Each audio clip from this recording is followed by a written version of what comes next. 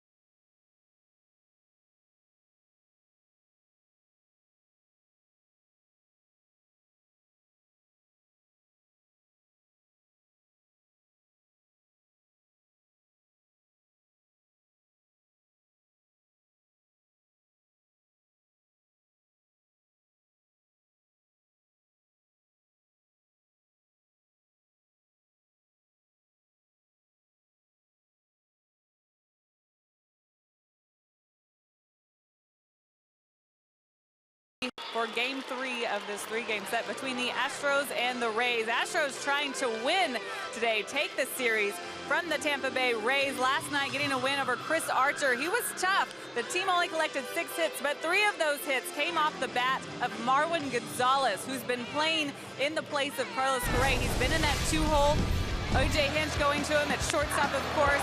But his night last night, 3 for 4. Check out his numbers in the last 2 games. So great series for him as he's 5 for 9. He scored the go-ahead run last night on a wild pitch in the 8th inning. 5 hits in the last 2 days. So his bat's starting to heat up, and he did a lot of that from the left side of the plate. We usually see him from the right. So consistent at bats, good for him, getting that rhythm and timing down. He's just feeling good all around. And let's take a look at what he's done on the road compared to what he was doing before. This is a bat you want to heat up, and you can see 220 is what he was hitting those first 48, but 440s on fire. The on base much better. BABIP, multi-hit games, he's had 4 just in the last week. But this is a guy that the Astros can really lean on in so many different ways. His good defense all over the infield. He almost played left field in Texas recently, but this is a guy, if he can get that bat going, can be huge for the Astros. And for more on that, I'm going to send it up to the guys in the booth. Kevin Blummer. Yeah, how about that? Getting hot now.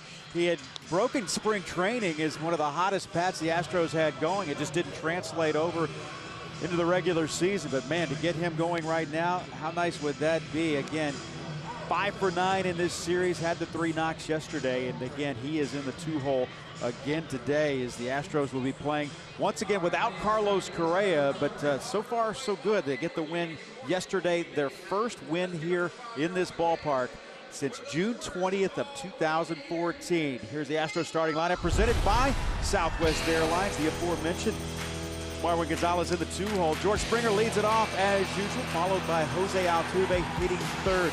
Evan Gattis, who's trying to heat up on this road trip as well, just 1 for 19 on the road here.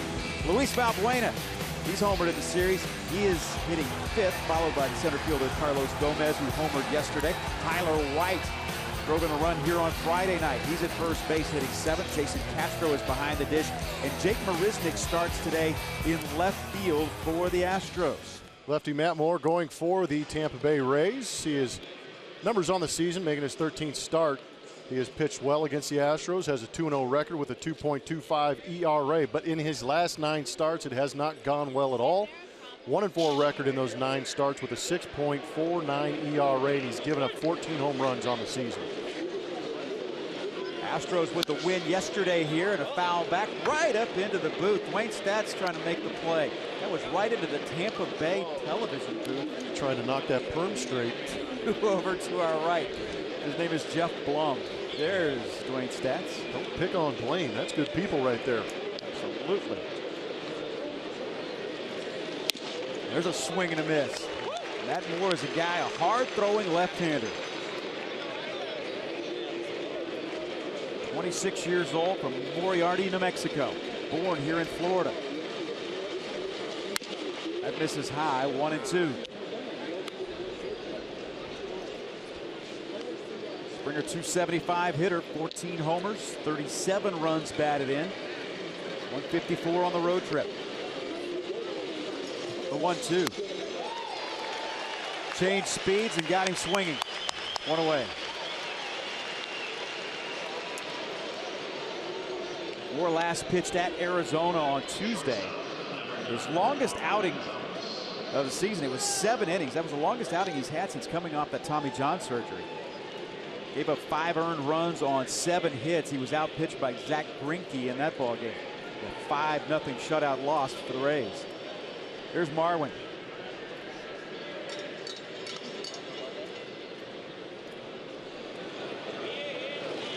Now from the right side. He's been equally good, Blummer, from both sides of the plate on this road trip.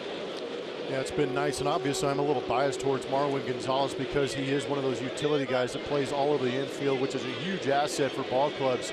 Real luxury for A.J. Hinch to have a guy like this, and when the bat is going good, it makes it that much easier to plug him in and not worry about it because he can play defense all over the infield. A.J. Hinch looking on at this team that is looking for win number 31 of the season, 30-34. The Rays are 28-32. Hitting .245 on the season against lefties. That's in there for a strike. 1 ball and 2 strikes. His 3rd start against Houston, and he has pitched well, as you said, against the Astros. 2-0 with a .225 ERA for Matt Moore against Houston.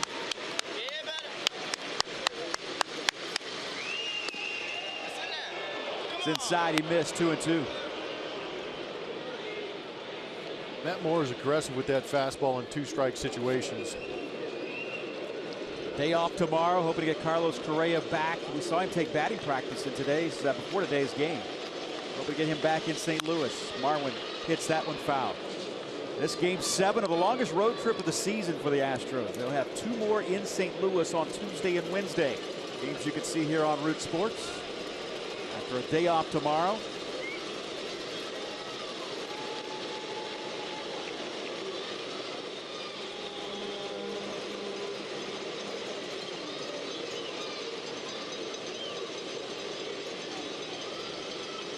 The 2-2. Swing and a miss, he got him. It's not been easy to do in this series. Marwin now 5 for 10 in the series with the strikeout. Let's check it out in our MD Anderson strike zone. Not a great location on it, just enough break on that to get the swing and miss over the top from Marwin. See, he's a little upset. He recognized that pitch pretty well, just didn't get the barrel to it. Now, speaking of tough outs, here's HOU AT TBA. That misses inside a ball. Now hitting .341 with those 10 home runs and 38 runs batted in. That is 38th run batted in yesterday on a sacrifice fly. Went 1 for 2. Was also hit by a pitch in yesterday's game. That's high 2-0. That is definitely what it looks like to Jose Altuve. Well done with the beach ball. Well done. This time though, right at Logan Forsythe, who throws across and gets his man. Second baseman playing on the shortstop side. And 1-2-3, the Astros go in the first.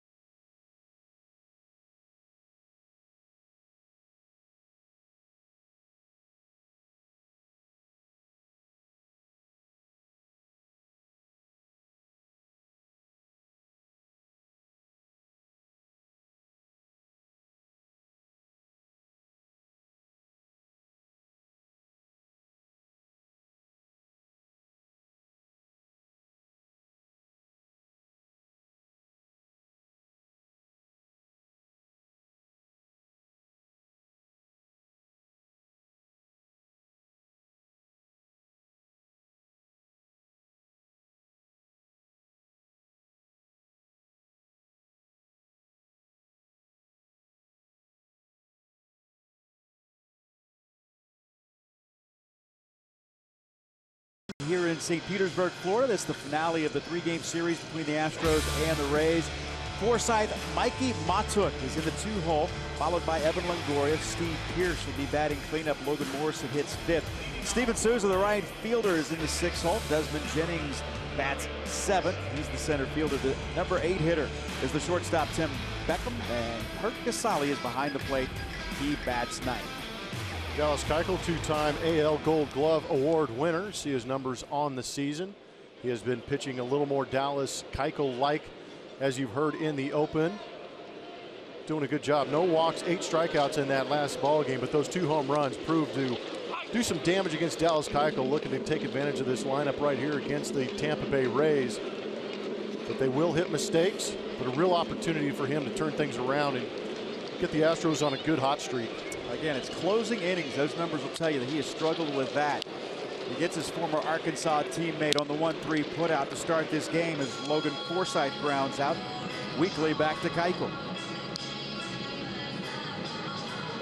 Mikey Matuk, number 2 hitter. Matuk is LSU product, former number 1 pick, first round pick, 259 average in those last 10 games, but the numbers have struggled since he's come to the big leagues here in these 17 games.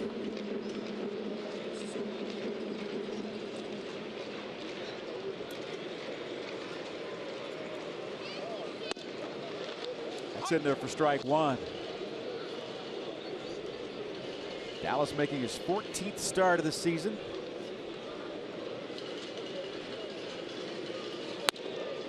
That's off the outside edge. A ball and a strike. Matuk came in last night as a pinch runner. 2-1.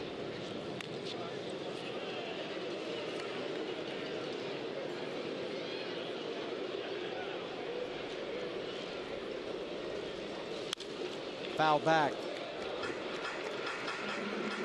2 balls and 2 strikes just underway here in St. Pete. See those last 3 outings. The ERA just a little under 4 in those last 3 outings, but it's been 1 inning that's kind of blown up on him. It's Texas. It was a 2-run home run in the 8th against Arizona.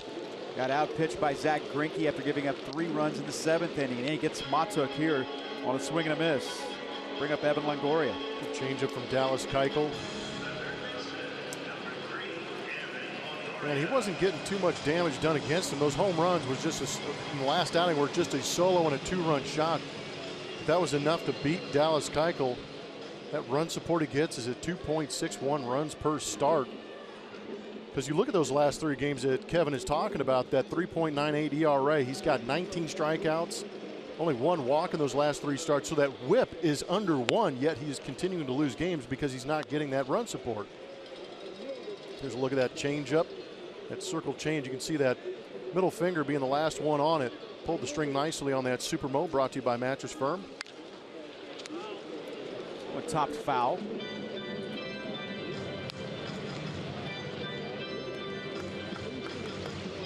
Well, Keuchel facing the Rays for the 6th time in his career. He's never beaten Tampa. Pitched well against them last season. Astros won that game in 13 innings. He got a no decision. That's outside. Evan Longoria on some kind of a home run tear. He hit his 6th home run in the last 8 days yesterday. 275 hitter, 15 home runs. There's a swing and a miss. Sinker's looking good early from Dallas Keuchel. Likes to work that off the edges, make it look like a strike. Have that late fade out of the zone.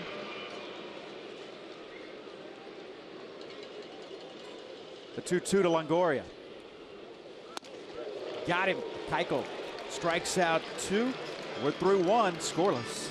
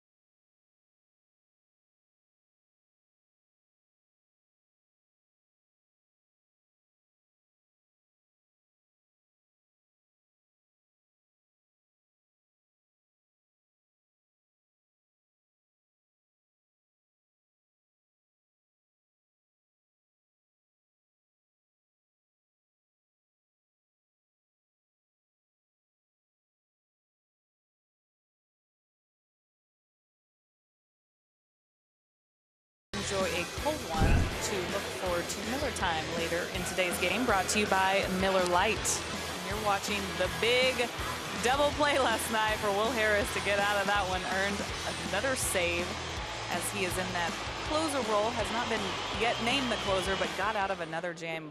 Literally walked himself into that one with a couple of walks yesterday. So that was just the worst command he can remember having, guys. But he also got through an inning here for the first time ever. He struggled at this ballpark, so he can put that behind him as well. But just a huge win for the Astros. AJ saying, you know, it was one of those we needed every run we could get. Good to come out on top of a close one.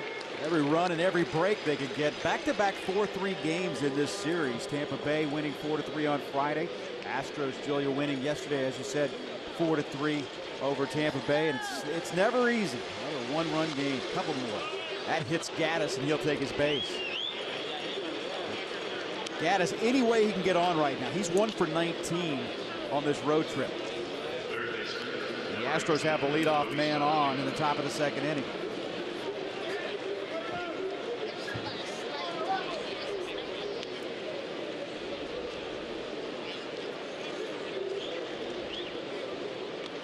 Back foot slider in every sense of the word. Oh, right on the toe.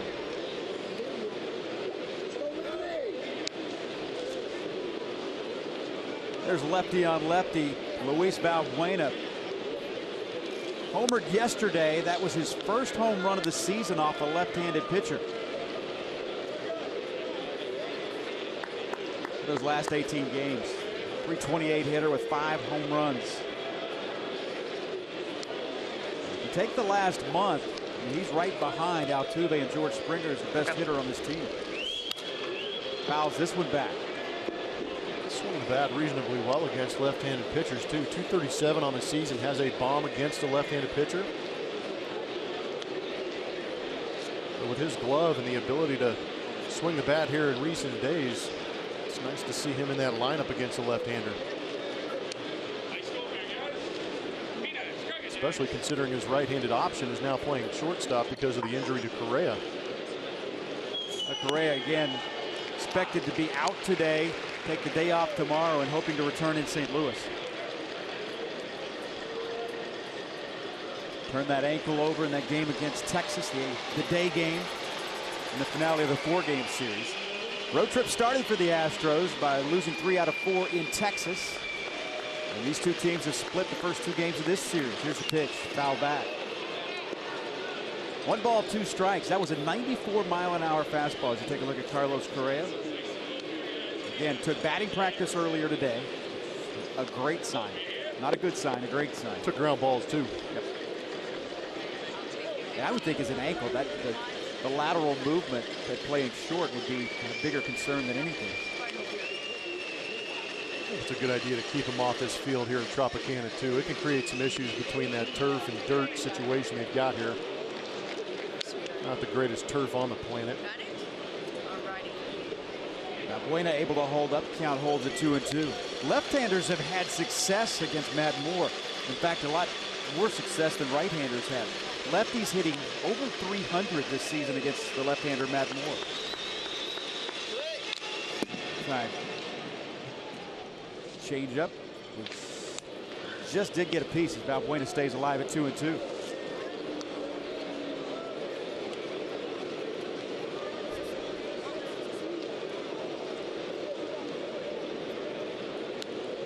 Valbuena up to 242 now. Saw just a moment ago just how good he's been over the last 20 games or so.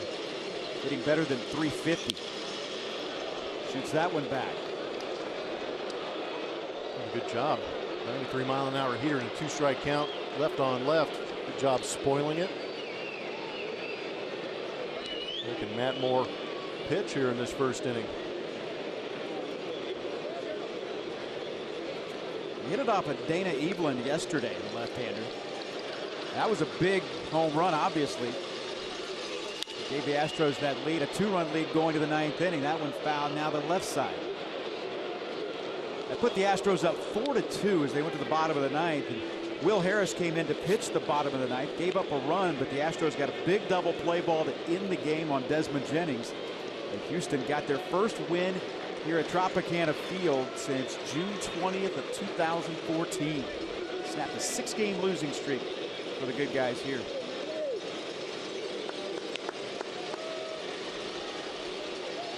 Two balls, two strikes. Gaddis was hit by a pitch. He leads away from first base. Valbuena hangs in there. Took a bite out of Casale. Yes, it did. It's a good start to the day game. A long way to go. Clint Fagan, the home plate umpire, making sure the man back there is good to go. Gives him the thumbs up. Tom Hallion is at second base.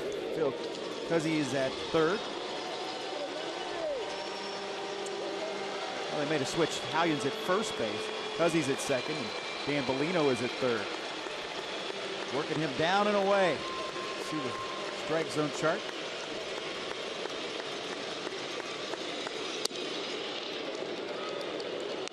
Three and two.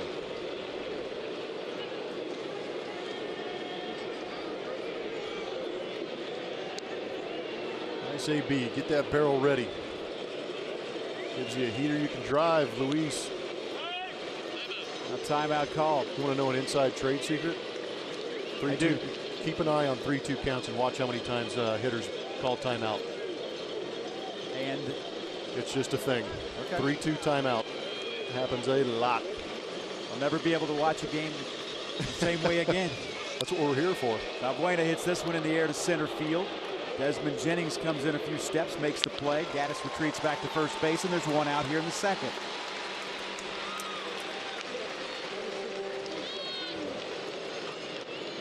Just one of those hitter on pitcher tactics, just try and ruin the rhythm. Carlos Gomez hit a home run to dead center field yesterday off of Chris Archer. His third home run of the year.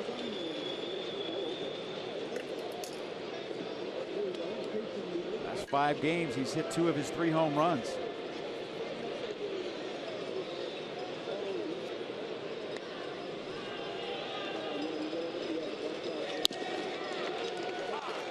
It's in there for a strike.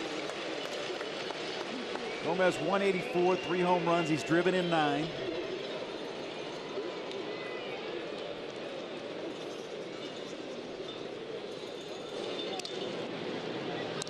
I'm not sure Gaddis had more than about a 2-step lead. But everything, again, I think that goes back to Moore maybe not ready to throw the pitch that they had agreed upon. Tampa Bay 7.5 games back in the East. That one fouled back. 2 games back of the Yankees. Gaddis may be taking one of the worst leads I've ever seen. I'm not sure you can really call it a lead. It's more of a lean. I know there's a left-hander on the mound, but you at least got to create a little bit of distance over there at first.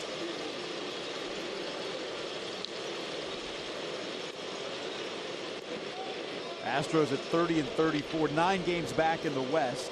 They're 5 games back of second place Seattle.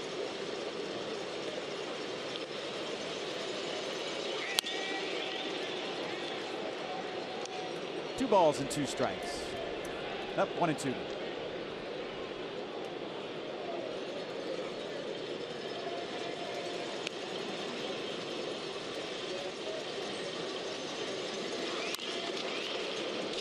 On the ground wide at third.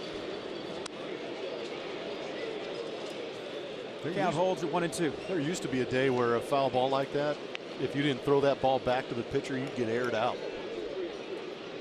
These new young guys don't want that scuffed up baseball. The pitchers love getting those baseballs back. Absolutely. I think you would never want to throw one out unless someone asks you to do it. No one saw Doug Brocail air out a third baseman for not throwing it back to him. That's inside, just did miss. Now it is 2 and 2.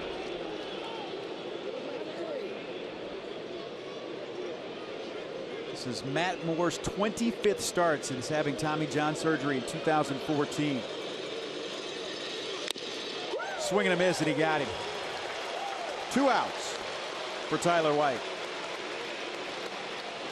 Watch every out-of-market game live in HD on over 400 supported devices with MLB.TV Premium, which includes a free subscription to At-Bat Premium. Blackout and other restrictions apply. Visit MLB.TV for details.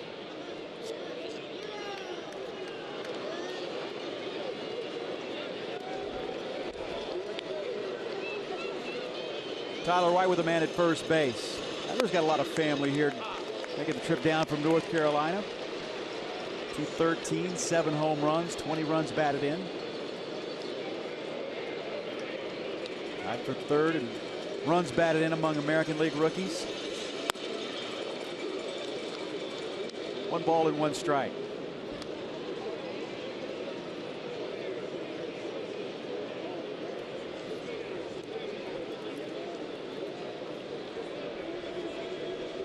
Astros winners of 10 of their last 15 games. They've gone 13-6 in their last 19. That's since May 24th.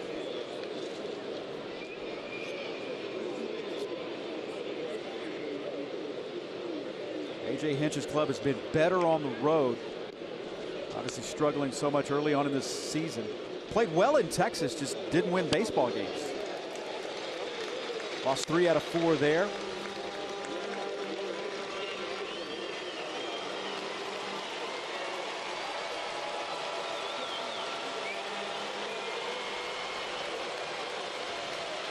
Two-two pitch to Tyler White.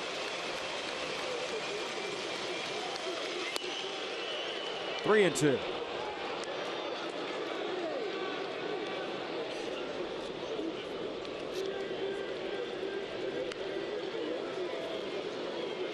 So Gaddis will be off with the pitch.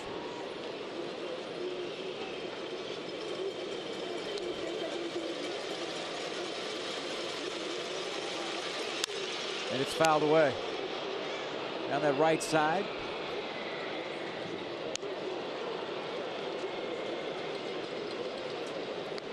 If anything else, they are making, I mean, for relatively little amount of traffic that the Astros have had, they're making Matt Moore really work. This will be his 40th pitch.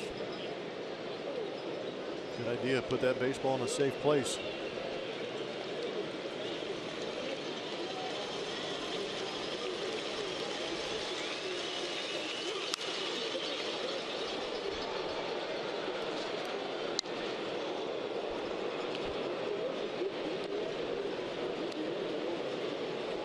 Count holds.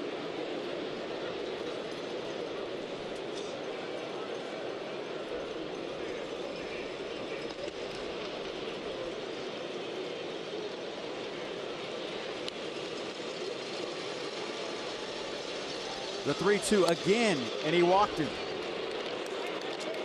That'll bring up Castro.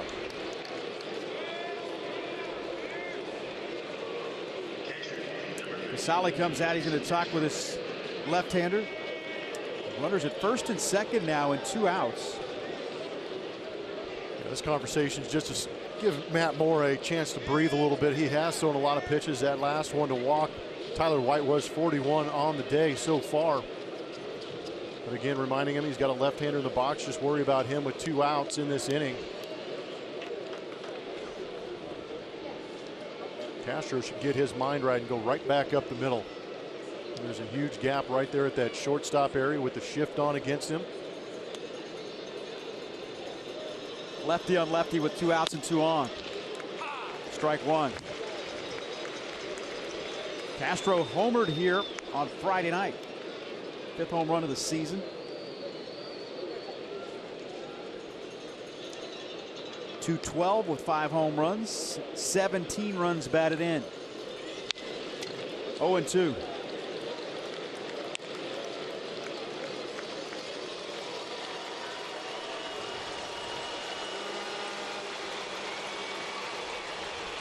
Well, the Rays have really struggled here at Tropicana Field and haven't had a winning homestand this season. Astros trying to win a series here today.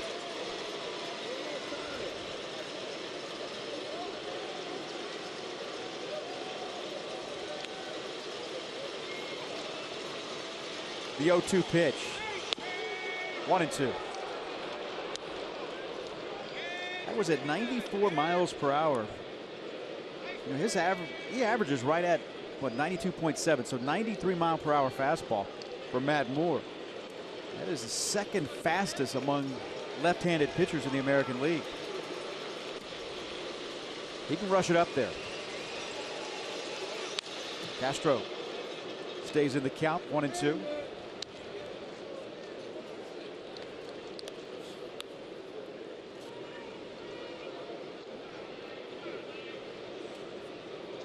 Astros have seen a ton of left-handed pitchers here in recent weeks too. It seemed like they went a first month of the season without seeing one. We're seeing at least a starting pitcher. They almost did, yeah.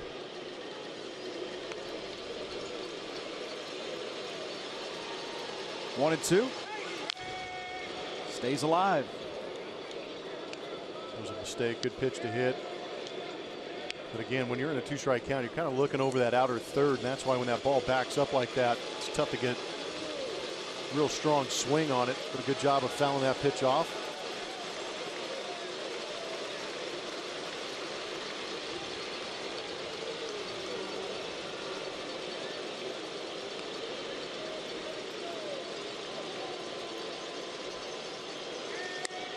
Two and two. Gaddis led off the inning. Was hit by a pitch. And Valbuena flied out. Gomez struck out. And Tyler White just walked. Moore really laboring here in the second inning. 47 pitches already.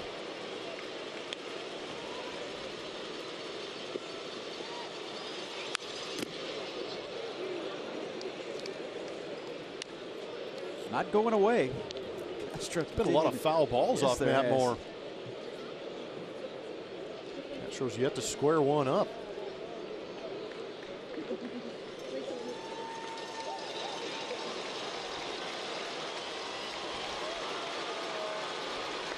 Crowd tries to get into it. 2 and 2 with 2 outs, 2 men on. We're in the second. And grounded foul. Now, Keuchel's been in that dugout a long time. Chilling out. Feels like this inning has gone on forever. And still a lot of pitches, a lot of foul balls. Matt Moore finally threw the changeup left on left, trying to mix it up against Jason Castro, trying to get the rollover, but it ended up going foul. Another foul ball. You could really see the scar on his left elbow there. Those things are not pretty. And he got him. So the Astros get a hit batsman and a walk. They leave 2 through an inning and a half. We're scoreless.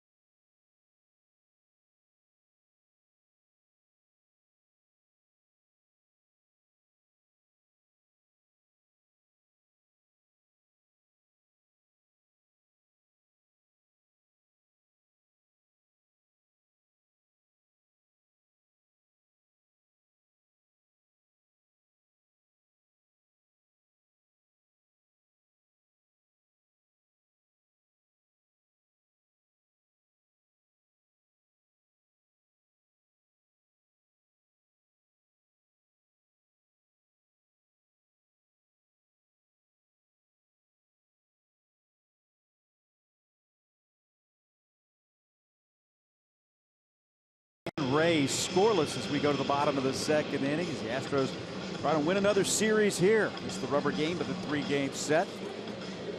With back-to-back games on the road. Dallas Keuchel, economical first inning. Now he'll face who's been the toughest out for the Rays in this series. That's Steve Pearce. 4 doubles thus far in this series. And it's another start today, a .345 hitter.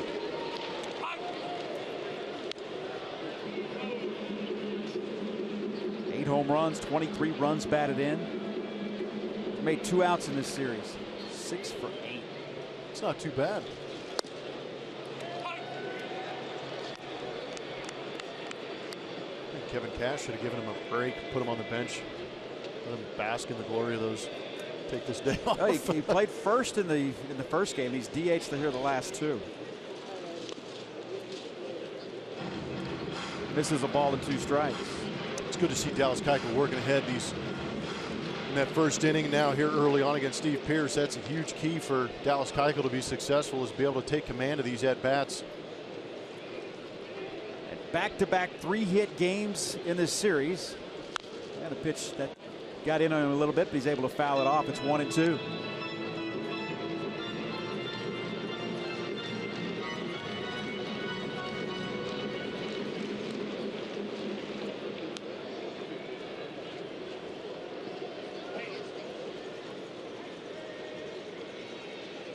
One-two to Pearce. Missed outside. 2 balls and 2 strikes.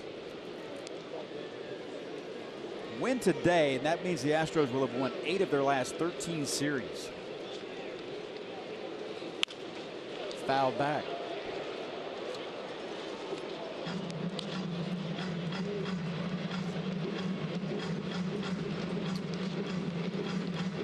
See if Keuchel tries to go with that up and in cutter. Got Evan Longoria on it. He's been swinging a hot bat. Just kind of tied him up upstairs. He's going to come into the kitchen. Got him. Keuchel mowing him down to start this game. That's 3 straight strikeouts. It's a good job of location. And we know Dallas Keuchel, again, when he does go well and he is pitching like the Dallas Keuchel that won the Cy Young, that's what he's doing. He's able to locate on the inside corner. He's not going. He's also going in there for effect sometimes with that slider, sometimes the cutter. But still, in 2 strikes counts, you're able to locate that inside corner. That's a huge asset for Dallas Keuchel. Also makes that changeup better later in the game when he might need it. Logan Morrison in a 1-for-19 slump. Fouls that one away. 240 hitter with 7 home runs, 18 runs batted in. He's hit lefties well. Some of the numbers just don't compute. It's the beauty of baseball, isn't it?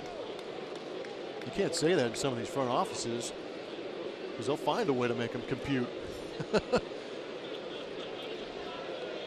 0-1. 1-1.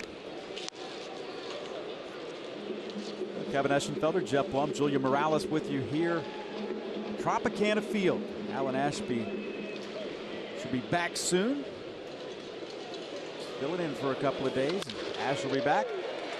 There's the base hit. First hit of the game is a solid single into right center field. Logan Morrison, a 1-out single. The Rays have a man aboard.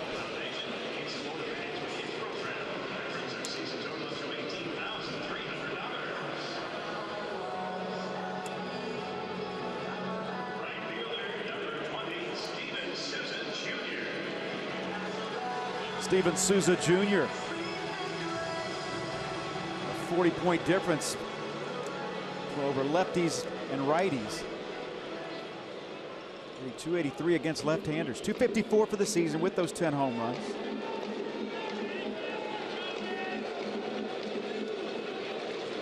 Keuchel works for the stretch.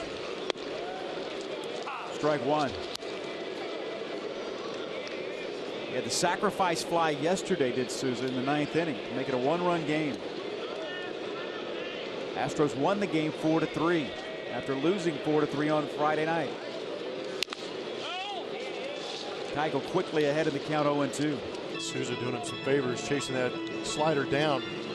It's tough to do as a hitter. If you recognize slider down or off speed, that curveball rotation coming at you, and it's middle of the zone, it usually means it's going to break down out of the zone. So you want to see that breaking ball up out of the hand of Dallas Keuchel. But part of the deception is he able to get that ball to come out of his hand at a lower trajectory just like that. Count holds at 0-2. Dallas's 14th start of the season. Last 3 have been rock solid.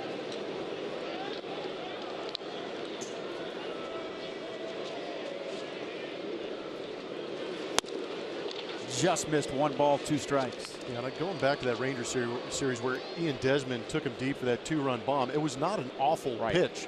It was a good job of getting a changeup down in the zone. Just a better job by Ian Desmond to launch it to center field. That's hit on the ground. Balbuena could be 2. The turn. Safe at first.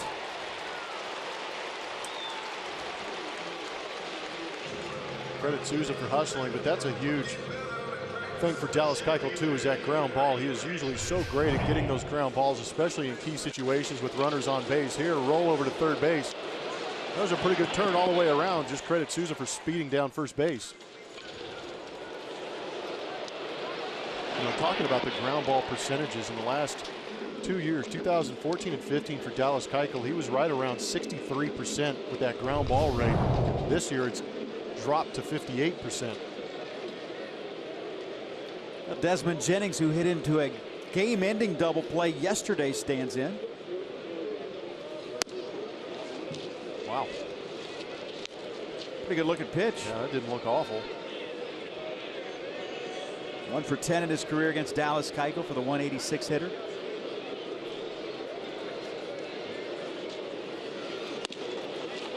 One and one. You get down at the bottom of this order for the Rays. Jennings is a 186 hitter. Beckham is a 181 hitter. And Casale 179.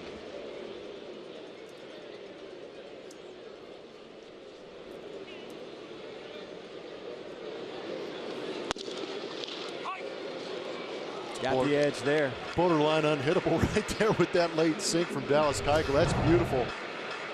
First pitch a little bit off the edge, but if Dallas Keuchel is able to get these calls, that makes him that much better. Makes it extremely tough ABs. I like it. 1 ball, 2 strikes. You don't have a bat in your hand. Exactly. Microphone in your hand, not a bat. Here's a throw over. You know, Morrison was, beg your pardon, Souza took that jab step towards second base. He just stepped off the back and threw over.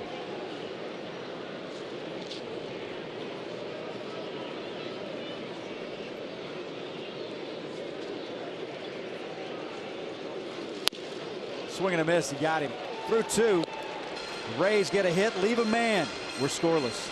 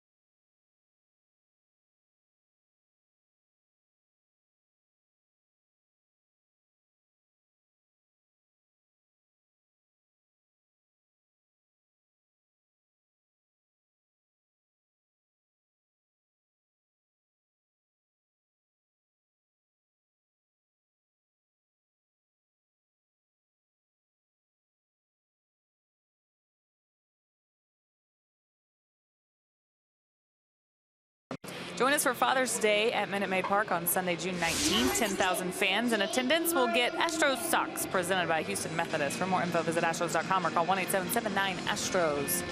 Jake Marisnick leads things off this inning, and he's warmed up. He looked back since May 29th, and his last 11 games has 11 hits. He's hitting .275 in that span. He's getting a lot more playing time too, working his way around the outfield. But to get that bat going would be really nice to have him at the bottom of the order, setting things up for the top of the order, who continue to do what they do. Blummer, what do you think about Jake here recently? I think it's been good, but I think what you said about him getting more consistent ABs is probably the biggest thing, because you're allowed to get that timing and that rhythm going, and that just that good feeling going at the plate. It's tough to do when you're getting 1 or 2 starts a week. But Julia hit on it earlier in the season when Jake was coming out here. He also took out that leg kick. They tried the bunt, but unsuccessfully, and there's 1 out. Now, Marisnik playing left field today. Julia, you talked about him moving around the outfield. That glove will travel. Just put him out there wherever you need him. Well, that's the thing, too, is he's such a huge asset on defense. He can go get it, and the outfield has a great arm. But also, when he's on base, he's a threat to steal, can score on a ball from first in the gap pretty easily. So he's got some tools. It's just a matter of getting that bat going. George Springer takes ball 1. Springer struck out, start the game. When you look at the pitch count, you're top to 53 pitches. You go back to that second inning. Matt Moore, he had an 11 pitch at bat to Valbuena. Tyler White had an 8 pitch at bat. Jason Castro had a 9 pitch at bat. So between 3 Astros in that inning, that was 28 pitches. Swing and a miss there by Springer. And we talked about it with Lance McCullers on Friday night. Hard to go deep in games when you have those big pitch count innings early in ball games.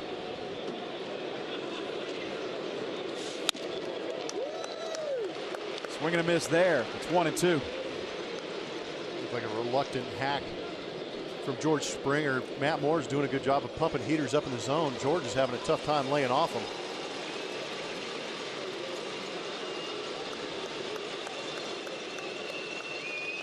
One ball, 2 strikes. Wouldn't chase that time. Good adjustment.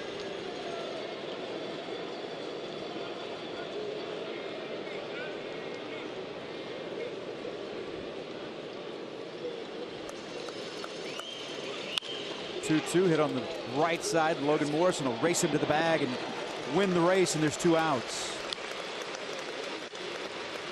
Going to get a chance to look at our forward spray chart with Marwin Gonzalez coming to the plate. You get to see the hot cold zones for Marwin Gonzalez, both right-handed and left-handed. Doesn't look like there's too much data on that right-handed side, but that left-handed side, we saw it yesterday. 3 hits from that left side, doing a great job covering home plate, especially pitches left in that middle part of the zone. That's what you want to see.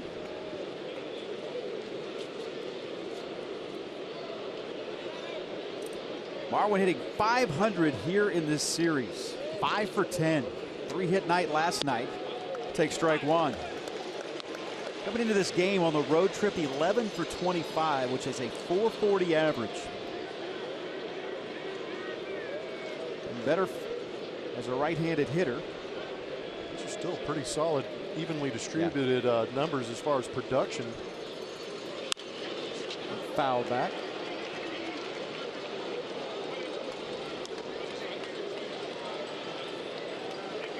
And as a switch hitter, you're going to see probably 75% of your at-bats on a season from that left-handed batter's box.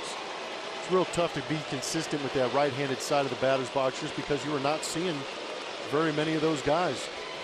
Not accumulating enough at-bats to really get comfortable sometimes on that right-handed side. 0-2 to Marwin. Shoots that one down the right side, foul.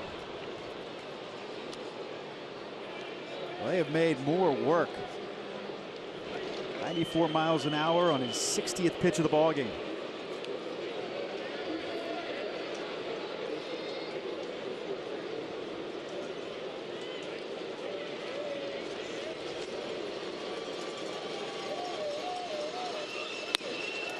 Got him swinging. Astros go down in order in the 3rd. We're scoreless.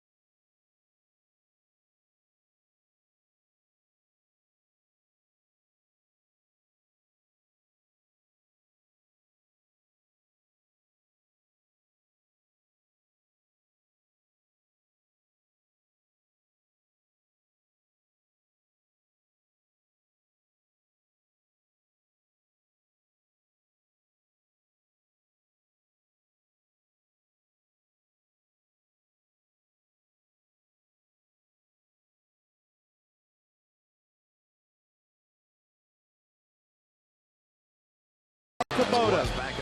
You might be familiar with his work. Mike Scott.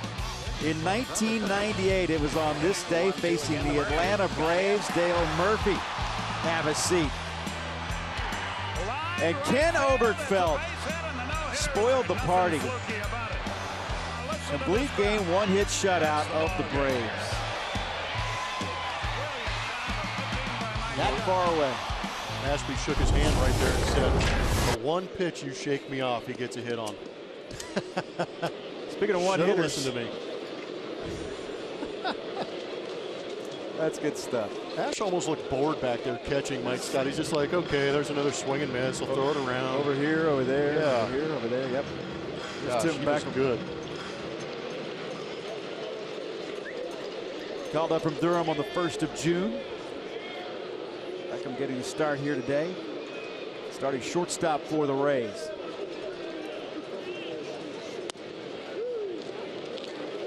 It's 1-1.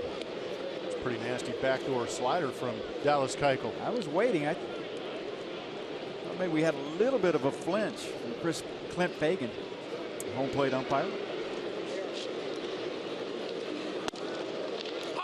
Man, wasn't that the same pitch? I thought so too. Ball and 2 strikes. Credit to Dallas Keuchel for doubling up on it. That second pitch was a great pitch down and away. Keuchel just changes the elevation a little bit, gets the call. Tough pitch to cover. Came with the heater there under his hands and gets another strikeout. Fifth of the game for Keuchel. Cutter from Dallas Keuchel, yeah, doing a good job. But again, staying away early in that count, and then that 2-strike pitch coming inside on Tim Beckham.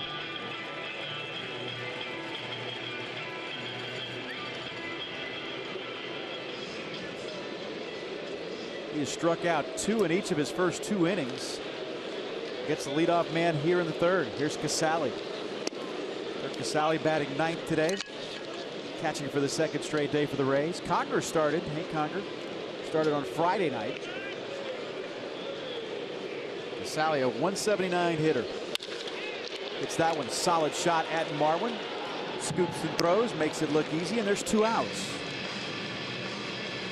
These numbers just silly. How about that? The 5 complete game shutouts. Yeah, that's what's amazing is that number right there. There won't be guys that have 5 career complete games. 1986. And he had 5 complete game shutouts in one season.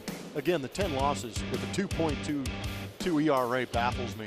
How about that for, everybody, you always remember all too well the Larry Anderson trade, when you brought Bagwell in, but the Astros traded, I believe it was Danny Heap, to the Mets for a guy who had really not been able to put it together in Mike Scott. Let's say advantage Houston on that one. Yeah, he found it in Houston, didn't he?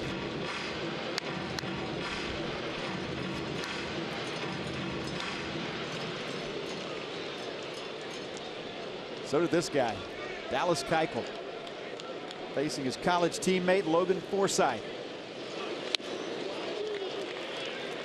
They made it look easy. Not how you treat a former Razorback. We're scoreless.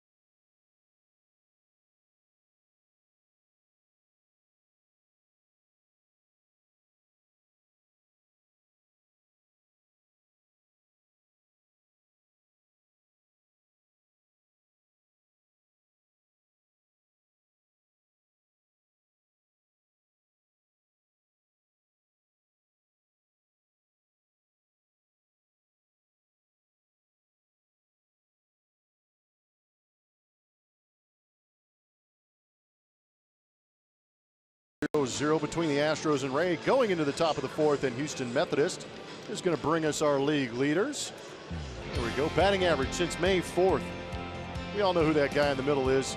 Jose Altuve is consistently on these boards. Tampa Bay Rays, Steve Pearce. We saw him with the hot bat in this series so far, hitting .375. But Xander Bogaerts just tearing the cover off the ball at .394.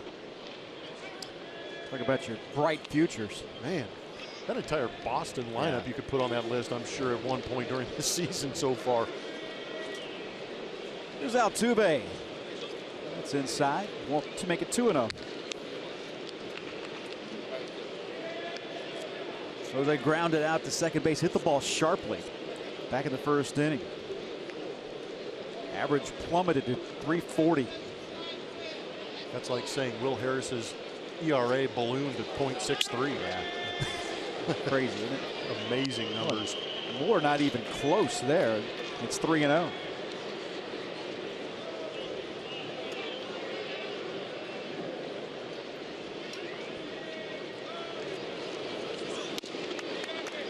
Three balls and a strike to Jose Altuve. 455 on this road trip. 1 for 2 hit by a pitch yesterday. It's 3-2. Altuve let it fly on that one. Yes, he did. 3 for 7 in the series. Gaddis waits on deck. Trying to carve out a second page in his book for Matt Moore. And he does. Just grooves this one to right field. Went with the pitch. That's the second straight day Altuve has had a single to right.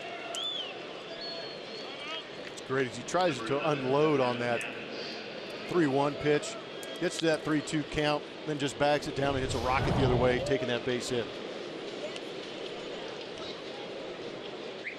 And I know it's so much easier to say whenever you got a guy that's this talented, but so many guys could learn from that approach. Shorten up, put it in play with 2 strikes. And now here's Evan Gaddis. I completely agree. Evan, go ahead. Well, I was just going to say, how about right now in this situation with the shift on? They are holding Altuve on, so there is nobody on that right side of the infield. Hit by a pitch in his first plate appearance. Wow. Not even close.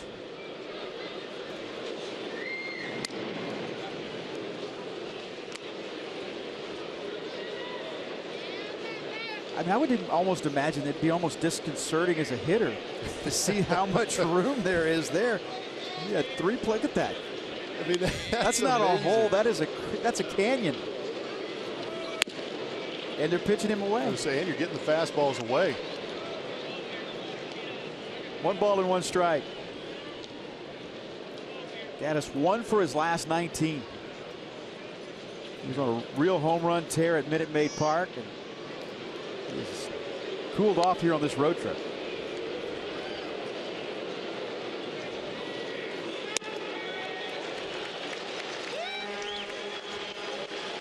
Off-speed pitch makes it 1-2. Saw it a lot last year. Evan Gaddis would do a really good job of letting that ball get deep and just get blown up going the other way. I think that's how he tries to dial himself back into some at-bats, because so much easier as a hitter to make the adjustment to get quicker with your bat as opposed to trying to slow the game down. That was a good look at the strike zone. Everything on that outside corner, even with that shift on against Evan Gaddis. It appears to defy logic in so many different ways. But you can't argue with the result if you're the Rays. Gaddis goes down swinging. There's 1 out.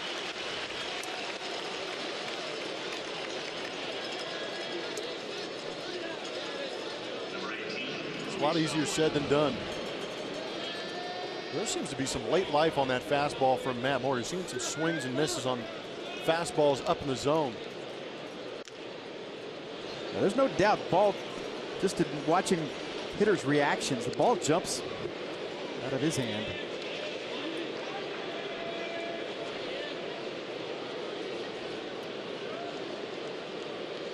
Luis Valbuena hits that one to left field. Valbuena flies out for the second straight at bat. He's 0 for 2, and there's 2 outs. The Force comes to the Houston area this Friday for Star Wars night. Fans can dress like their favorite characters, and anyone with the special Star Wars ticket package picks up a Jedi Council triple bobblehead featuring Altuve, Correa, and Keuchel. For more information, visit astros.com/Star Wars or call 1-877-9-ASTROS. Friday night, huh? Big Friday night. Got some time to catch up on the series. Here's Carlos Gomez. Yesterday was Star Wars Day here. It was all right. Expected to be better in Houston.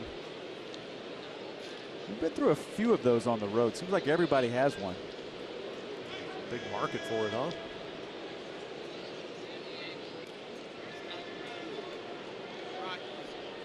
A throw over. Carlos Gomez got a good swing yesterday.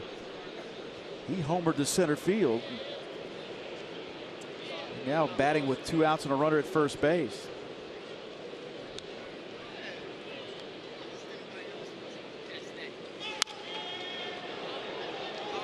Foul back. Gomez struck out in the second inning. He was animated after that home run. Got back to the dugout, was fired up, banged his helmet on the bench.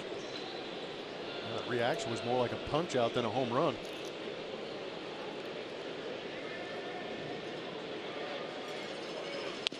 Yeah, he caught a hanging slider from Archer. Archer didn't make a ton of mistakes yesterday, but to Carlos's credit, well, when he made a mistake, he spun one up there and he crushed it to center field.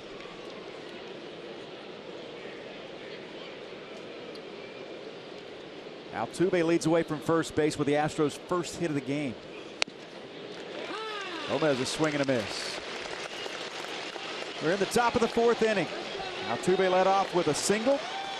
Gaddis punched out. Valbuena flied out. 1 ball, 2 strikes to Carlos Gomez, who's 0 for 1.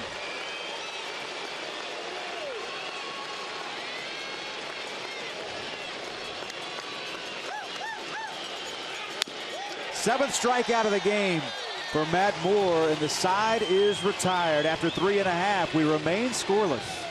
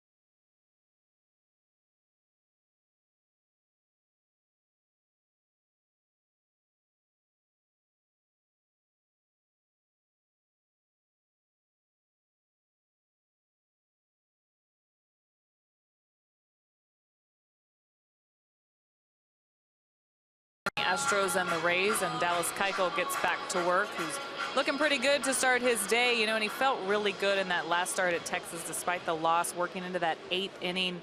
No sign of fatigue, felt really strong. AJ Hinch thought the same. So going back out, you know, he gave up the homer that was the difference in the game there, but just a couple of pitches here and there. He was feeling like the Dallas Keuchel from last year, though, where he could work deep into games. I mean, he likes to get tired on the mound. He does a lot in between starts as far as cardio, working out. I mean, this guy is in great shape, but he's feeling good at this point in the season. I think we're seeing that here today. Absolutely, and why not? The way he's pitched the last 3 times out. Here's Mikey Matuk. Keuchel's allowed only 1 hit in this ballgame. We're in the 4th. Ground ball, Valbuena has to hurry across. Does, gets his man. It's a good play by Tyler White at first base. Some fancy footwork. Great play by Valbuena, coming up, recognizing the hop. It wasn't hit all that hard. Puts himself in a good position to make a strong throw. A little bit offline, but Tyler White picked him up.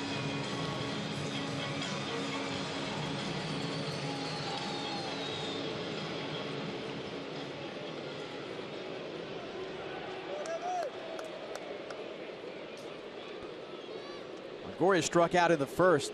Keuchel struck out 6 here in this ballgame. After just 3 1/3. They struck out 8 last time out against the Rangers.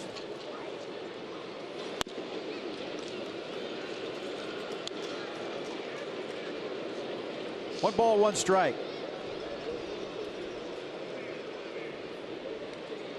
Longoria hit his 15th home run of the year last night.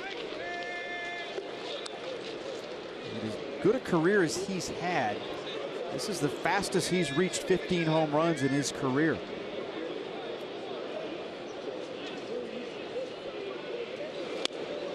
Swing and a miss there. Wow, varied the speed on that slider very nicely. Change in velocity creates a little bit bigger break, but at 77 miles an hour, you see Longoria way out front. Good pitch.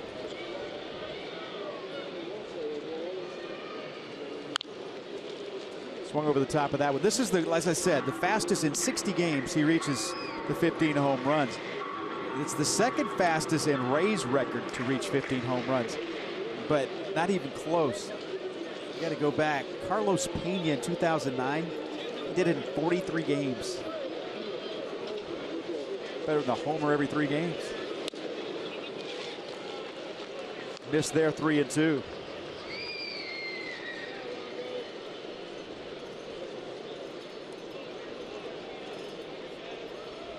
Three-2 pitch, the 50th of the game for Keuchel, and a swing and a miss. Nope, Longoria got a piece. Just did stay alive.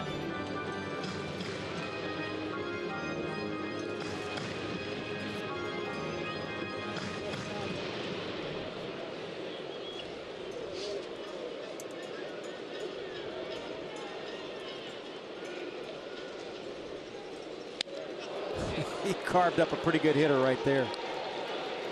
One that's been swinging the bat real well of late, too. Driving the ball, but saw a couple of different variations of that slider that Dallas Keuchel throws. He's got a couple of firm ones with short break. This one, again, pulls that string down and in, unable to lay off it. Looks good out of the hand, and you start your swing, and it just breaks out of the zone.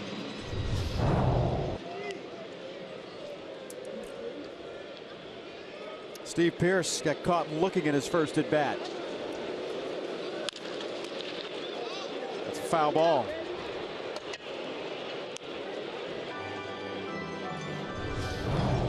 Seventh strikeout of the game. You say, why does he swing at that? It's in the dirt on his back foot.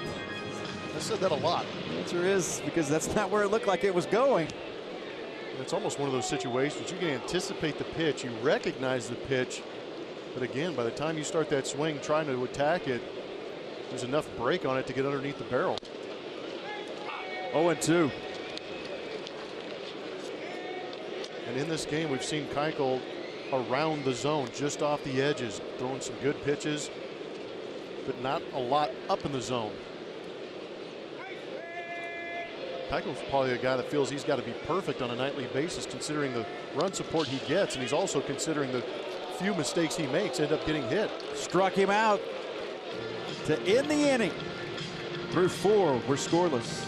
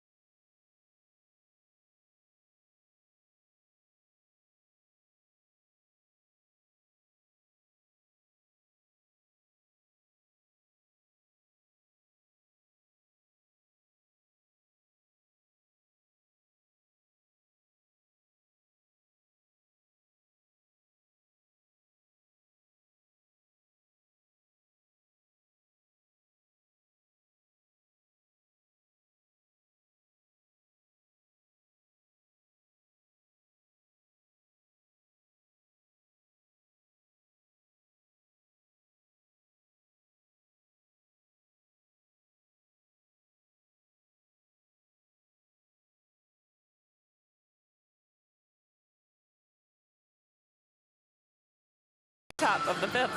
Time to take a look at our Chevy Stroh poll. Make sure to go to the Twitter page, Root Sports SW, vote in our poll.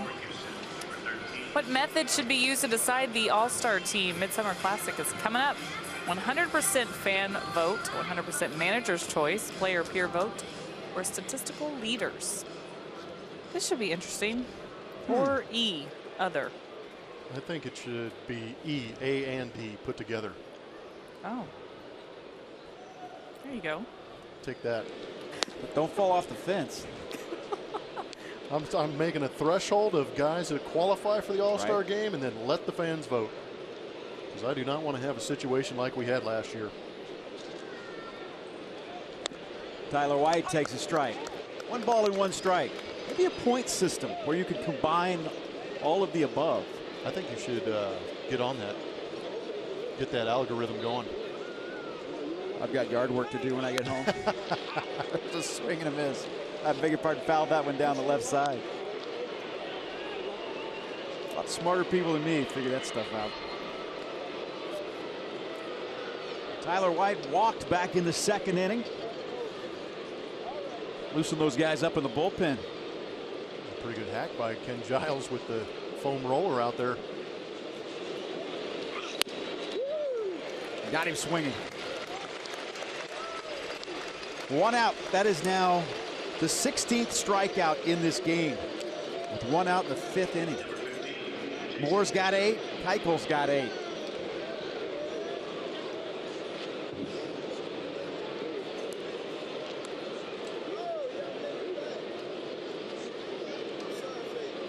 Now lefty on lefty for Jason Castro.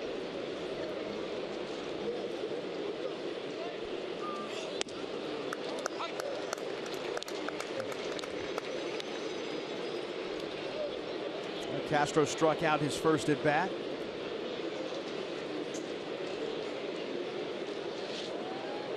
'82nd pitch. That's fouled back. It's 0-2.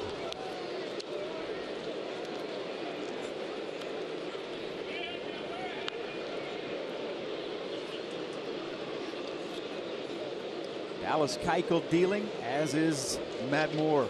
Jason Castro trying to change that up.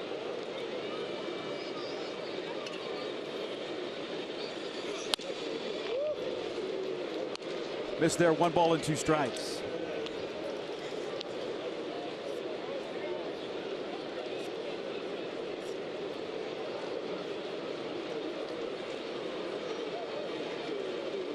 Here's the 1-2 pitch.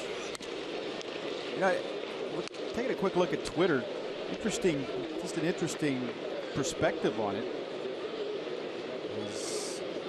You know, the fact that the All-Star game is not the exhibition it once was from the standpoint of what it means. So that's why I think my theory is brilliant. You're going to put the best players on that list to vote for and then let the fans vote for them. Well, their thinking is that the fans should be managers, that we be voting because it does matter more. Well, managers do have that choice now. That ball's hit the left center field. And a running catch by Desmond Jennings. They had him played nicely, and Jennings still made a nice running catch. Yeah, it was an excellent outfield shift, putting Jennings in a position to be able to track down that ball because it was well struck off the bat of Jason Castro. Just thought it was encouraging to see someone put a ball in play for both sides. The way these two pitchers, the way these two pitchers have been dealing today. There's Jake Marisnick. Jake tried to bunt his way on. That was back in the 3rd inning. 1-0. I like the idea of putting the best statistical guys on that list to be able to vote for, because it would put guys like Will Harris on there. It would force them to be thought about by fans who don't normally get a chance to see him pitch. Jennings coming on, and a really good center fielder robbed by another really good defensive center fielder. Astros and Rays, 0-0.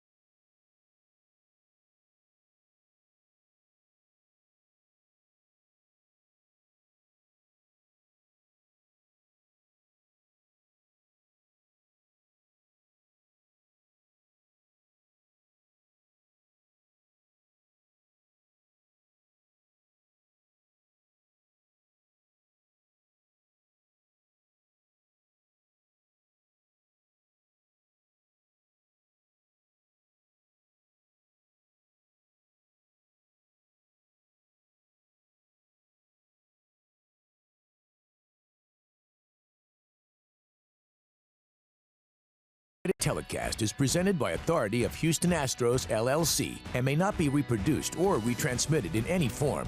And the accounts and descriptions of this game may not be disseminated without the express written consent of Houston Astros, LLC. Dallas Keuchel dominant.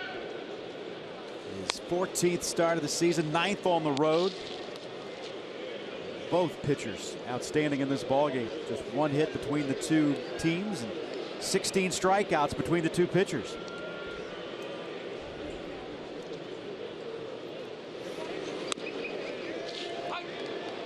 A ball and a strike to Logan Morrison. He has the only hit of the game for the Rays. Astros with one hit. That was Jose Altuve back in the 4th.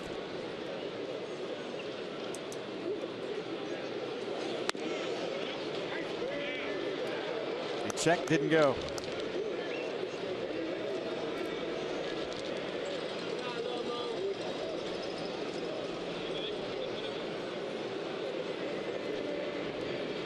There's just not a lot of atmosphere in this ballpark. Yeah, they can suck the life out of a ball game. That one's ripped right. Off the wall. Morrison rounding first. He'll go into second with a leadoff double here in the 5th.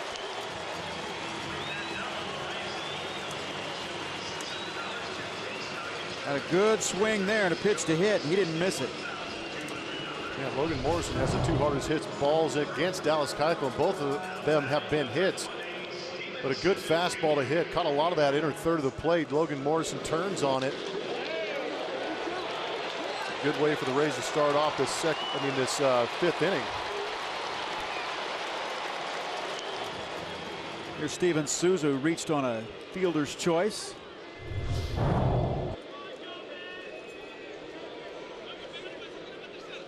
It was a strange game. Logan Morrison had come into this game 1 for his last 19. He's 2 for 2. And he's the only guy that's gotten a hit today for the Rays. Let's good look at that. Looks like it tried to be a little bit of a cutter, but just backed up. See Dallas's hand getting on the side of that baseball.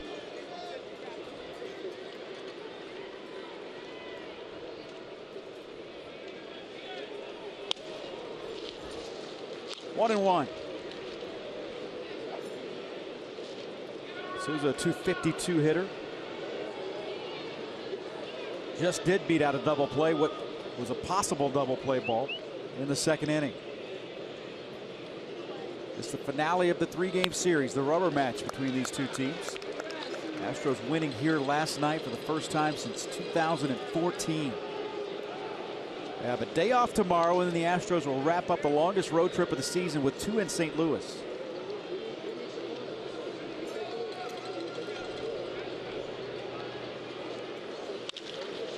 Get on the right side, base hit into right. Springer comes up throwing. Morrison will hold. And runners at the corners with nobody out in the 5th. Jack in the Box is going to take us inside the box score, and it's kind of fitting in this situation with runners in scoring position. Dallas Keuchel has the worst percentage of getting guys out in that situation. You see almost 53%, but that is not a good number for Dallas Keuchel. That means, well, in looking at the numbers with runners in scoring position against Dallas Keuchel, the batting average is .371 coming into this game. On base percentage is .471 against Dallas Keuchel in those situations. So that is something Dallas Keuchel would like to correct, because going forward throughout the rest of the season, he needs to keep those guys from scoring because he's not getting much run support on the other side of the baseball. He'll try to put out a fire here as Desmond Jennings, who struck out in his first at bat, hits this one up the middle, could be 2. They throw over, didn't get him. Got the out at second. The run scores, and the Rays take a 1-0 lead. Got to be honest, I'm disappointed they didn't turn that double play. It didn't look like much urgency up the middle between Gonzalez and Altuve on that turn. Reasonably well hit. The ball crawled up on Marwin a little bit. Yeah, but no reason for Altuve not to finish that throw. We saw Jennings ended that game last night on a double play that was hit not nearly as hard as this one.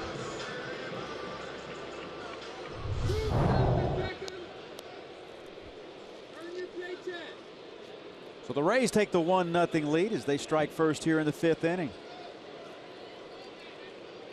Rays with only 3 hits in the game. The Astros with only 1. Here's Tim Beckham. He struck out as well.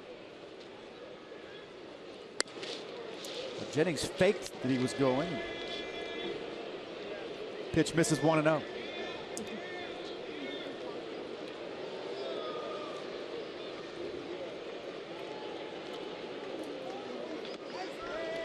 Keuchel cruised through 4, but then back-to-back hits to start in the 5th.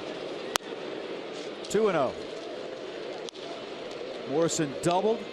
He scored on, well, he got to 3rd on Steven Souza's single, and then he scored on the fielder's choice by Desmond Jennings.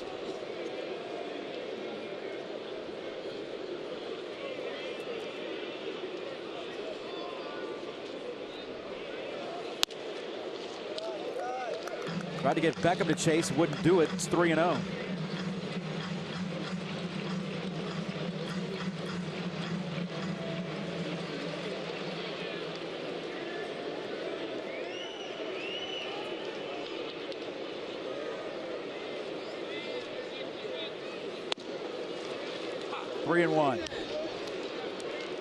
And it's been that inning that's hurt Dallas Keuchel. 2 starts ago, pitching against Zach Greinke, went into the 7th inning, gave up 3 runs without retiring a man in that 7th inning after pitching so well before that.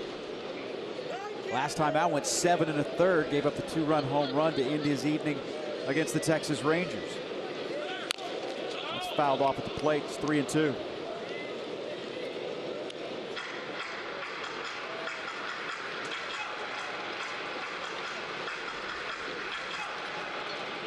Limit the damage here in the 5th. Jennings off on that last pitch, trying to stay out of that double play situation. See if he does it again here. 3-2. It's tough to get a good jump off Dallas Keuchel. You also have the possibility of a strike him out, throw him out, double play.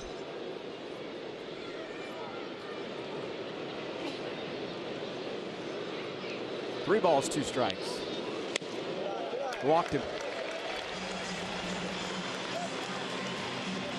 Now 2 on for Curt Casali. Number 19, Curt Casali. First walk of the day for Dallas Keuchel. He's shown good command throughout this game. Out here in the bottom part of this order, creating all kinds of issues for Dallas. And that's where you got to get your work done if you're Dallas Keuchel, and he knows it. Is that Desmond Jennings reached on a fielder's choice, a 186 hitter. He just walked a 181 hitter in Tim Beckham. Now he faces the number 9 hitter, Curt Casali, who's hitting under 180.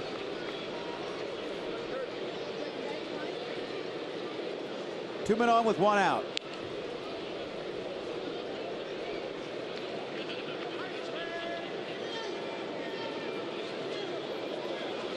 Runners go, and it's foul.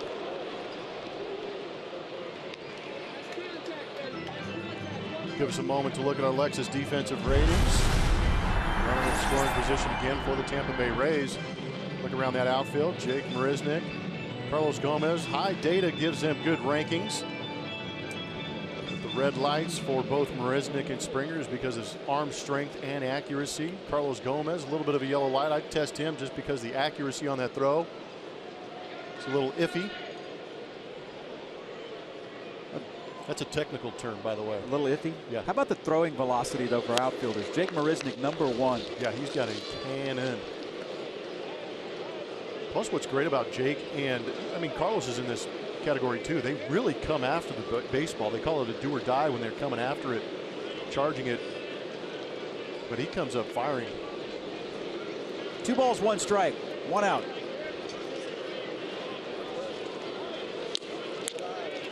Three and 1.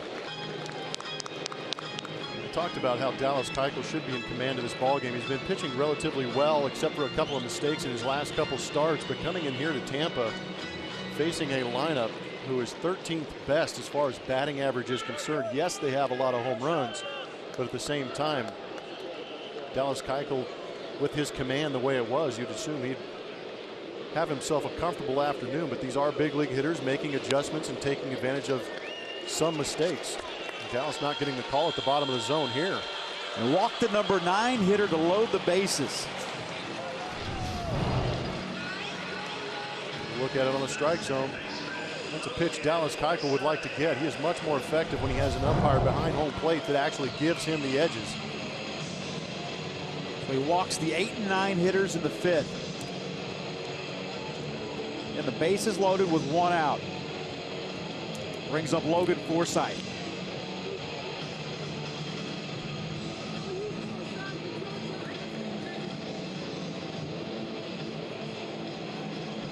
For 2 with a ground out and a strikeout.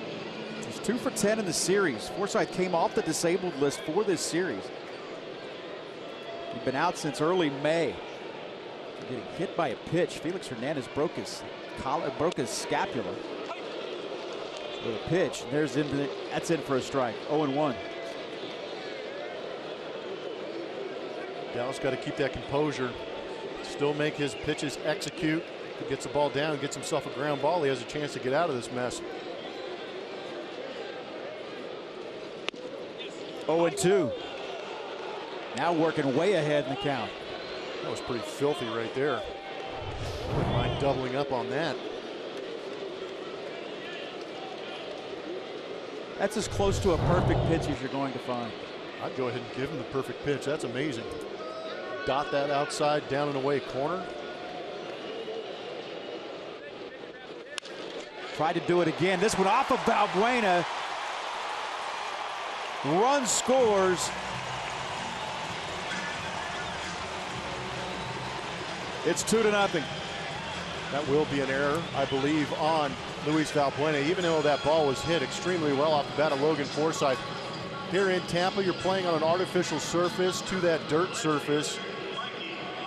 Not much friction there on this turf infield to let that ball slow down a little bit. It just seemed to jump off that turf and ate Luis Valbuena up. He was right in front of it. You can see right there, it just jumps at that last second, catches that thumb. And the Astros are fortunate that that ball went up in the air rather than into left field, or another run would have come in to score. So now it's 2-0 for Mikey Matuk. 0-1.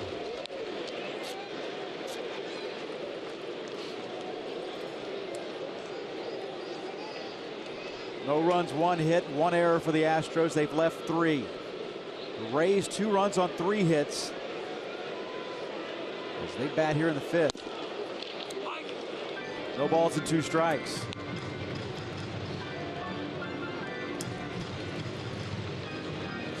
Love to get a bouncer right at an infielder here, be able to turn 2.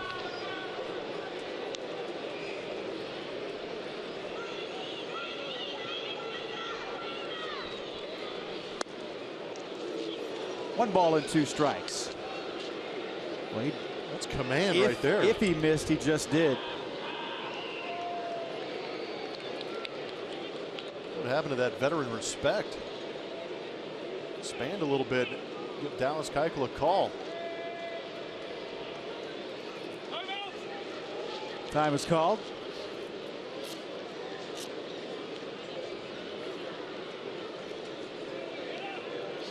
Keuchel try to work out of a jam here in the 5th.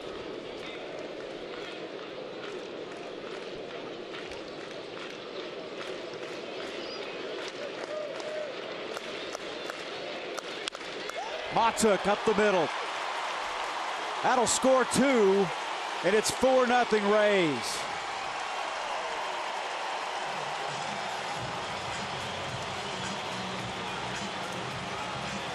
An opportunistic Rays team right now against Dallas Keuchel. And again, we talked about the minimal mistakes that Dallas Keuchel has made in the last couple starts have been taken advantage of. 2 walks in this inning. A great job by Matuk to stay on this slider and go right back up the middle, not trying to crush that baseball, just taking what Dallas Keuchel was giving him. Leads to 2 more runs against the reigning Cy Young Award winner. And now runners at first and second. And Feldman looks like he's going to get up and start throwing.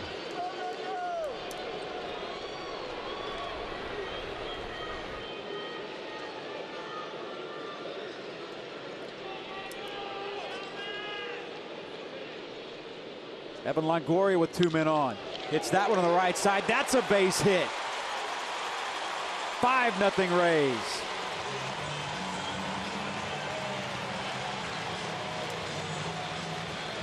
Now the 9th man to bat in the inning.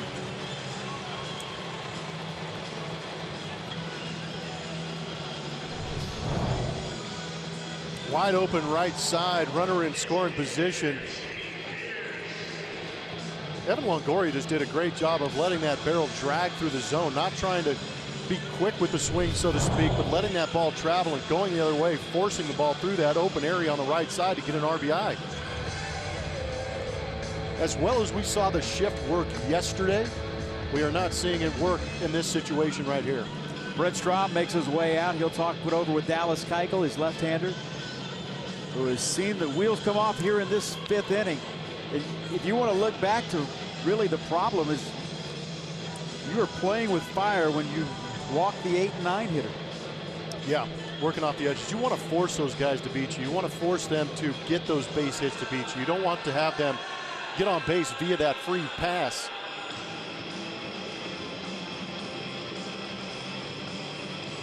Man, a full season last year, 2+ run innings against Dallas Keuchel only happened 15 times out of those 35+ starts that he had last year. This year, already 15 times.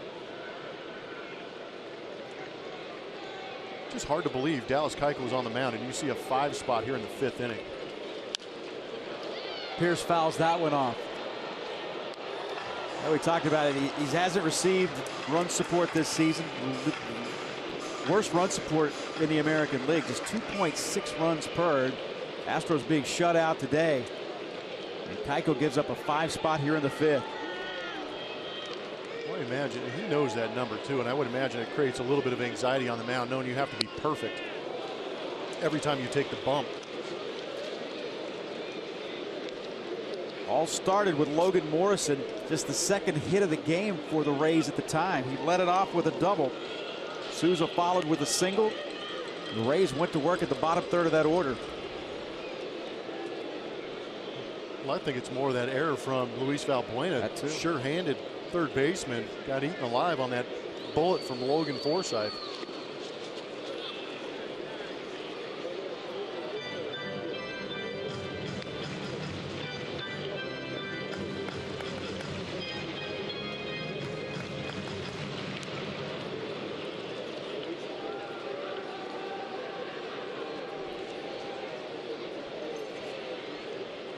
Pierce with 2 doubles last night, 2 doubles Friday night. That's inside, 2-2. Pierce, the 9th man to bat in the inning. He struck out his first 2 at bats. Looking in the 2nd, swinging in the 4th. A possible double play ball that wasn't turned in this inning as well. There's a lot of different factors that go into a 5-run inning.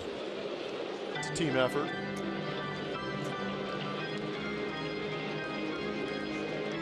But you talked about it earlier. You can't defend the walk. Walk 2 in the inning. They both scored. Got an Astros jersey and a Rays hat on. Trying to please everybody. It's early. He's got a lot to learn. Mom's got a Rays hat on. Dad's got an Astros hat on. The 2-2. Got him 2 away.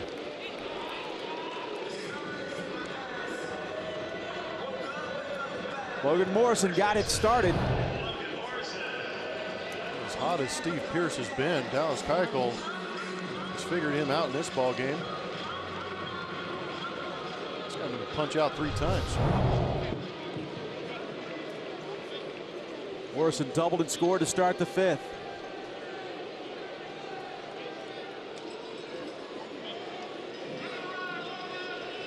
Yeah, when this inning started, Keuchel had given up just 1 hit and struck out 8.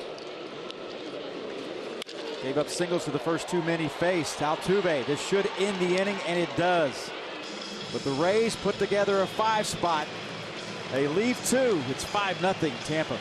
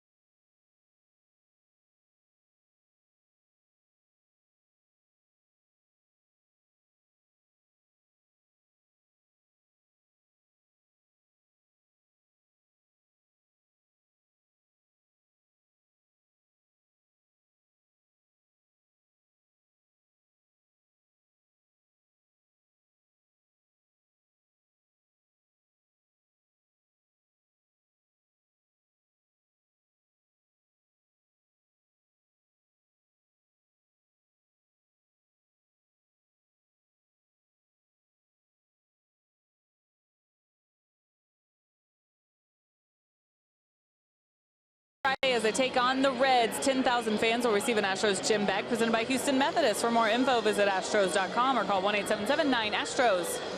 Back at the Trop, and I'm behind center field. Guys, you're never going to believe what I came across. A cigar bar. I'm serious. It's off the beaten path a little bit, so you kind of have to walk into this back corner. But check this out. Ray. Now, we're in St. Pete, but Tampa is actually known for its rich cigar history, and there's a great cigar district downtown. This is a legit bar. You can't really see the game tucked away, but you can watch it on TV. But you got to be 21 and up to even get in this place. I don't know if I brought my license, but how about that? You guys want a stogie or anything? Yeah, she better hook us up. No? Look at this. Baseball and cigars? Perfect, right? It seems fitting here in Tampa, that's for sure. Well, you saw George Springer with that comebacker.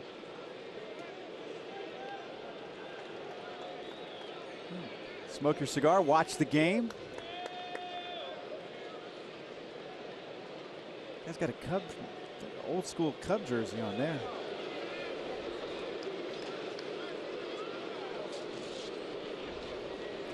There's Marwin.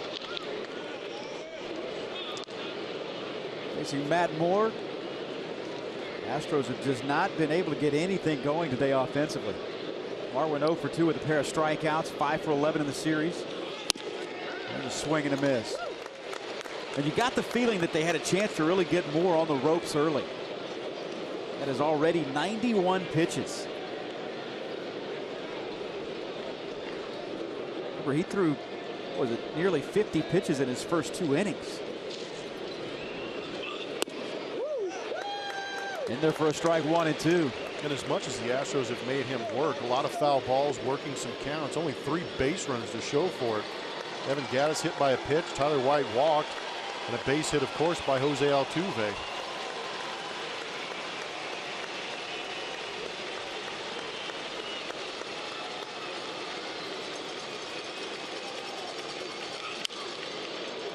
Marwin spoils the pitch there.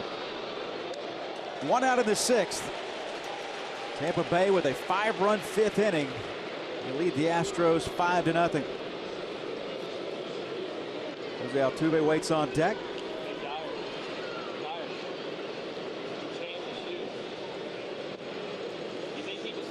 Matt Moore has pitched over the 100-pitch mark this season a couple of times. Most he's thrown in a game was back on May 28th against the Yankees, where he threw 111 pitches in 6 2/3 innings. Next pitch will be 95.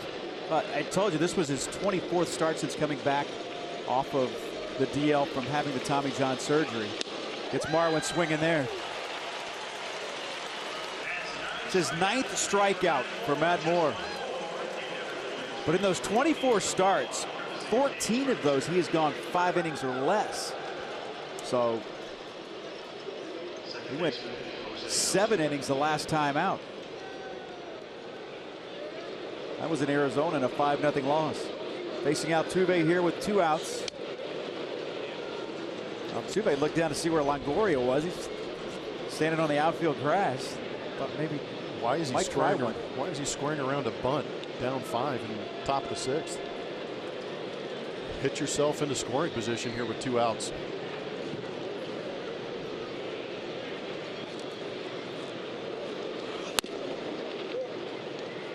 And ahead in the count 2-0.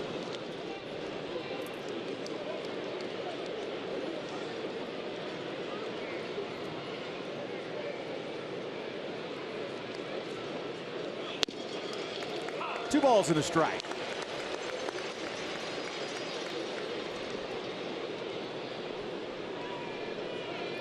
Altuve with the only Astro hit. 1 for 2. He singled back in the 4th inning. Ball got in on him, but he was able to get a piece of it and stay alive at 2-2.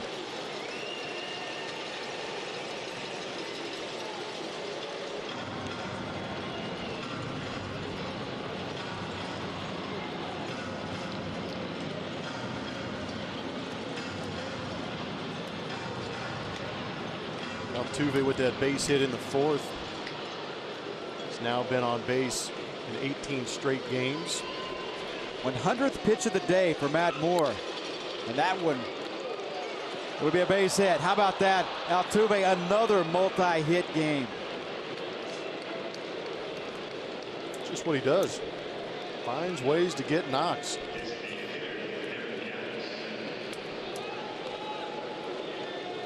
Astros 2 hits. Altuve with his 26th 2-hit game of the season. Got that knock in a spot that Tony Gwynn made famous called the 5.5 hole. Beckham did a good job of getting there, was looking to make a play, which would have been tough with Altuve racing down to first, unable to get the handle. No way. No chance. It would have looked good, but Altuve would have been well past the bag. What happened right there, Ash? Ball got away. Yep. Who are you going to throw under the bus? Nobody. Not today.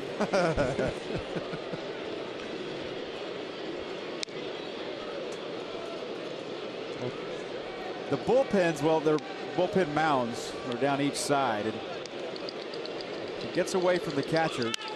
Oh, it's going to come all the way to home plate. Feldman's warming up, as you see.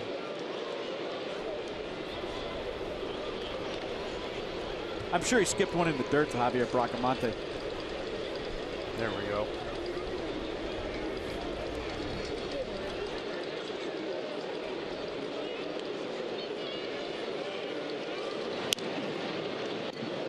Well, Evan Gattis 0 for 1. 1 for his last 20.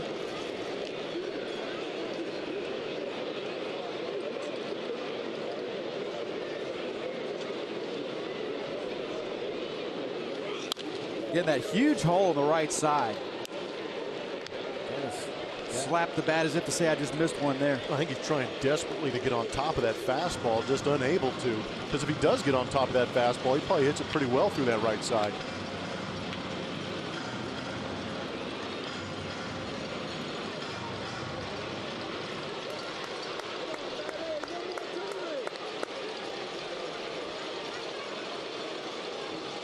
Oh-2 pitch. Hit right at Beckham. He'll go the short route. The Astros are done here in the 6th inning. After 5.5, it's 5-0.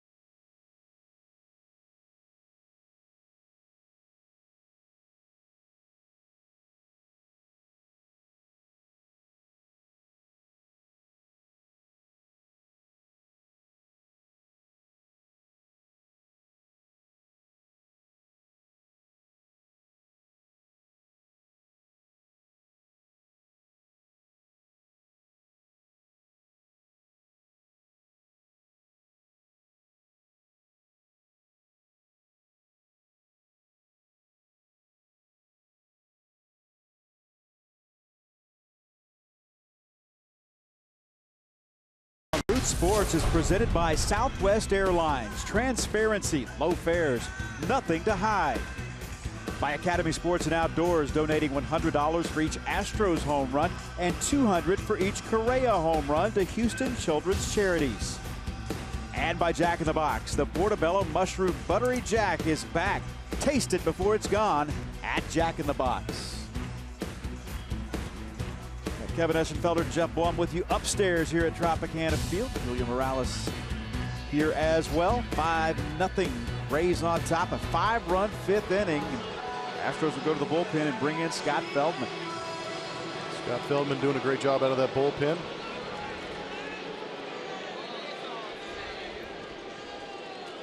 Last time he pitched was on the 9th in Texas. Went an inning, gave up 1 hit, 1 earned run. Only threw 16 pitches. This is his 13th appearance out of the bullpen. Astros with a day off tomorrow, so whoever they need, probably more than likely available in that bullpen. I'd love to see Feldman stretch this out, though. Love to see get the offense going. Feldman 3-3 with a 3.62 ERA.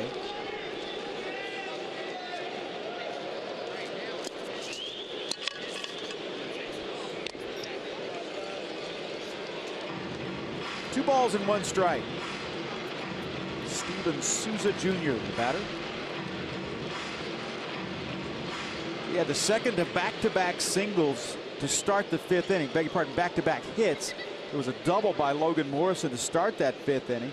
And Souza would single right after that. Just the second and third hits of the game for Tampa. Mushroomed into a 5-run 5th. George Springer makes the out. 1 out here in the 6th.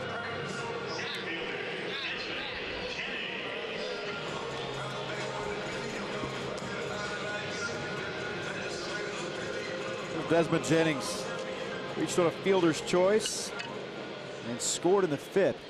And I can promise you after the game that the thing that's going to, you'll hear Keuchel talk about was the walking the 8 and 9 hitters. The mistake he made there, didn't get the call, whatever the case may be.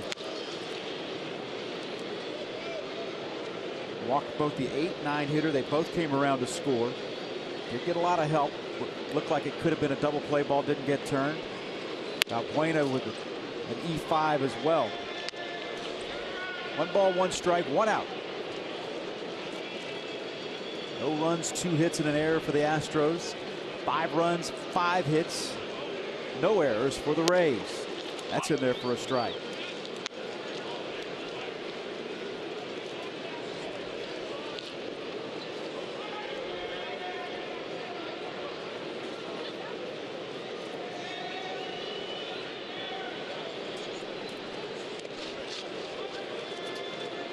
Two balls and 2 strikes. Last night was the first time the Astros had won in this ballpark since June of 2014. That snapped a 6-game losing streak here. Set them up for a chance to win this series, but if they're going to do that, they're going to have to get the offense cranked up in a hurry. Jennings rockets that one into center field, a base hit. 1 for 3 for Jennings. And Tim Beckham, who walked and scored in the 5th inning, comes to the plate.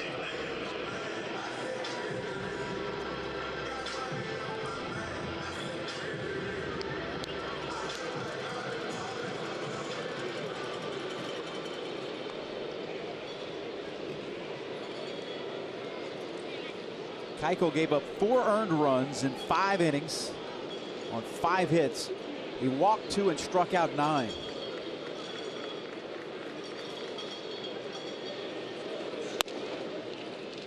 Missed there, a ball.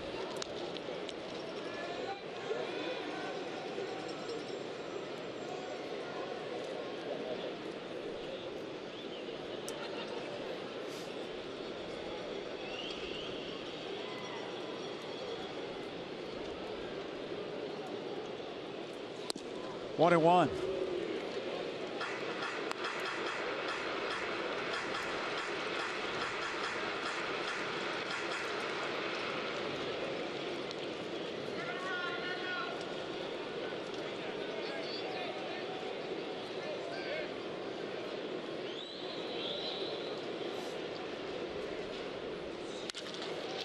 That's hit through the hole on the left side.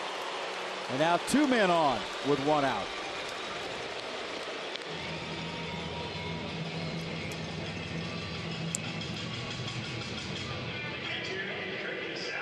First hit of the series for Beckham and Desmond Jennings.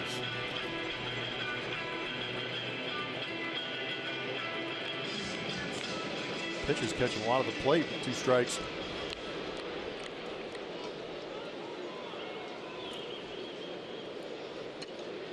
Curt Casali, he walked and scored as well in the 5th. Feldman with 2 men on with 1 out. Yank foul, 0-1.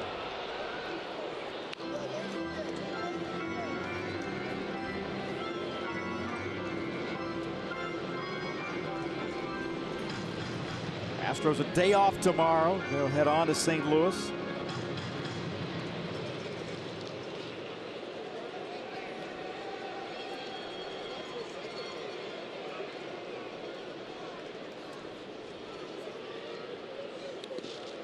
It's skipped in. It's 1-1. Casali got in the bat going here in June, hitting about .417.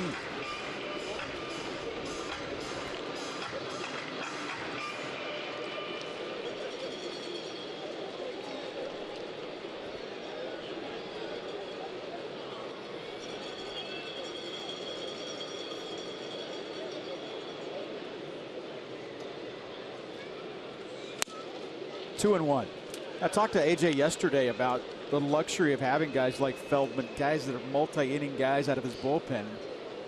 He really talked about how much of a luxury that is as a manager, and an advantage you have over a lot of different teams, because guys like Mike Felice, Chris Davinsky, the man that's on the mound right here, can go multiple innings. Runners go, and it's fouled away.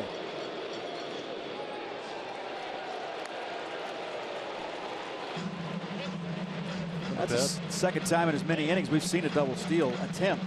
Yeah, that 2-1 count, I'm talking about it all the time, is a 2-1 count is an action count where you can start to move runners, whether it be via the steal or the hit and run type situation. But it was just interesting to me, 5-run lead in the bottom of the 6th, that Kevin Cash is putting things on. You wonder if Jennings had that green light on his own. Tampa Bay Rays trying to add on. The pitch to Casali. That one hit well foul. Yeah, that was a good one. Yeah. Duck hooked that one up into the seats. I've got that tee shot. Only difference is when you hit it on the golf course, there's either parking lot or a lot of trees out there. Yeah.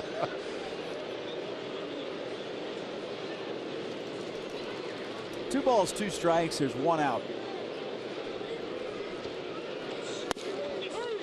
Got him.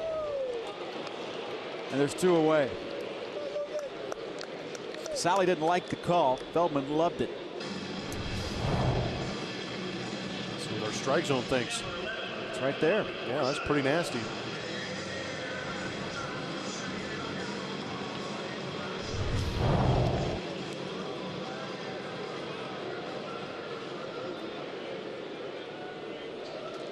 Logan Forsythe is the man who hit the ball to Valbuena. That hot shot to Valbuena that he wasn't able to make the play. The E5 allowed a run to score. More importantly, allowed the inning to continue for the Tampa Bay Rays. 1-0. An Arkansas teammate of Dallas Keuchel.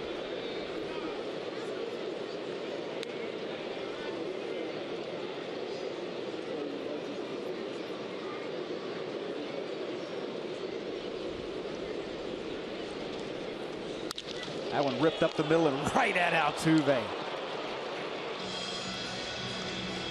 Right place, right time.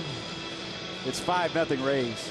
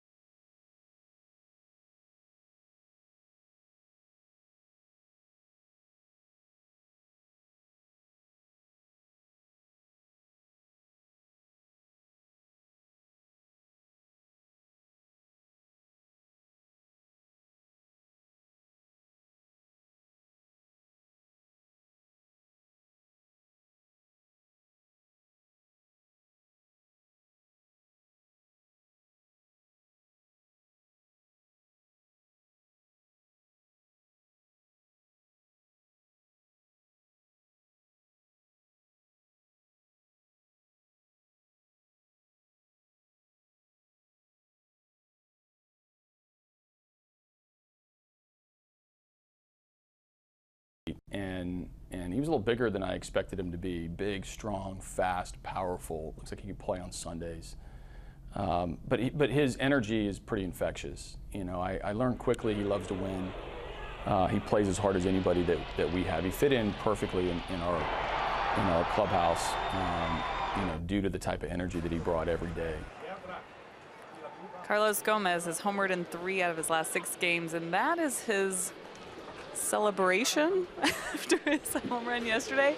I asked him about this, you know, why taking it out on the bench? You just homered right there. And he said, you know, he was dealing with a lot of frustration in prior at bats. He's been working extremely hard. So, you know, a guy that wears his emotions on his sleeves, this is what you get when you have Carlos Gomez on your team, guys. He does do that. Now Valbuena leading off here. Carlos Gomez waiting in the on-deck circle. Valbuena's flied out both of his at-bats, 0 for 2. For 9 here in the series. Well, Matt Moore stayed into work. 105 pitches as Neshek goes to the bullpen mound for the Astros.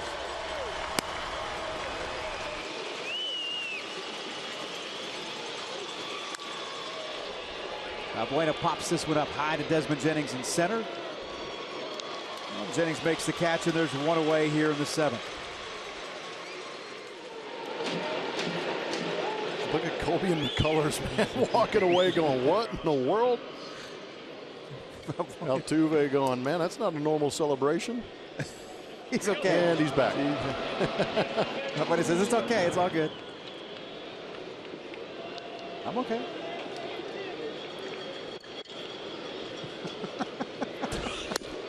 There's a swing and a miss by Carlos. 0-1.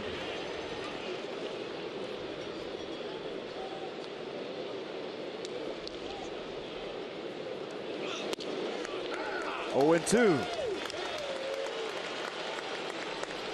Right. He had told me that Matt Moore was going to be around in the 7th inning. In the 2nd inning, I would have never believed you. Here he is, pitching with 1 out in the 7th. And Gomez pops that one up. Second baseman Logan Forsythe makes the play, and there's 2 away. I am completely with you. I thought they were wearing him down early to get him out of this ball game and get into that Ray bullpen, but he is still going and looking very effective too.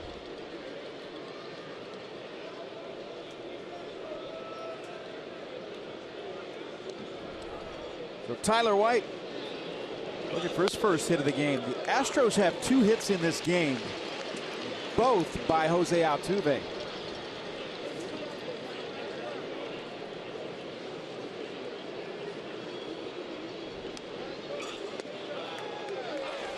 No balls and 2 strikes. Tell you what, when the league approves cloning in the next CBA, Altuve is going to be my first choice to go in the machine. You caught my attention. Oh, man. Could I get 8 more of those guys? Fouled back. More than likely working his last inning. Still effective, doing a great job of pounding that strike zone with that fastball curveball combination. Last time he finished a ball game without giving up a run and going this deep into it was September 17th of 2015 when he went 7 innings, didn't give up a run to Baltimore. Ooh. Wanted the call, didn't get it. It's 1-2. Should he have gotten it? Possibly.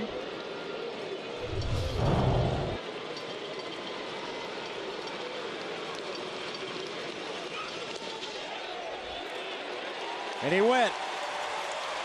So Matt Moore, an outstanding effort today. 7 innings of shutout baseball. Rays lead 5-0.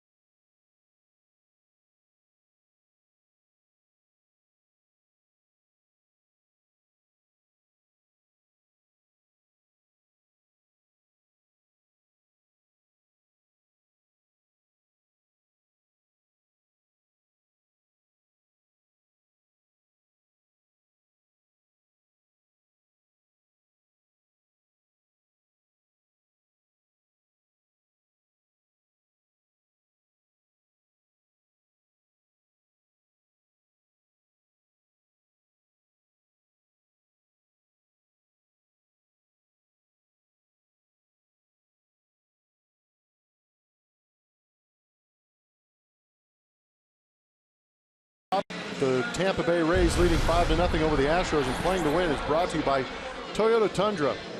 Dallas Keuchel, we've seen it in the last couple of starts that he's had. Looks sharp early on, has good command. He had all of his pitches working, actually has pretty good strikeout pitches going. Getting ahead early with some of those pitches to get him into those 2-strike counts, putting 9 Tampa Bay Ray hitters out of the way. Didn't get much help from his defense. A potential double play was not turned. Then he proceeded to walk the next 2 guys, and right here in a big situation with the bases loaded, defense let him down, but Luis Valbuena getting that error, and then another hit behind that. Drove in 2 more runs. Right here, Longoria beats the shift, letting that ball travel, just punching it the other way. Another run added on. But strong early on for Dallas Keuchel, and that 5th inning led to his demise when 5 runs came across home plate to ruin his afternoon. Well, the 7th inning stretch here in St. Petersburg. Tropicana Field, where now Pat Neshek has come on to pitch in relief of Dallas Keuchel and Scott Feldman. 26th appearance for Neshek. Last pitch on Wednesday night against Texas. Came in with runners on first and second. You remember it induced a 3-pitch double play for Elvis Andrus and got out of the jam there. 2-0 with a 2.79 ERA.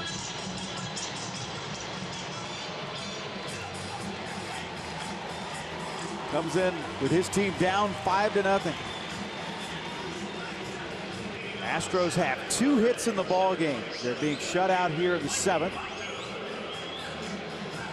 2 hits all off the bat of Jose Altuve. As Mikey Matuk comes in. His turn is he singled back in that 5th inning. Matuk, 1st-round pick out of LSU.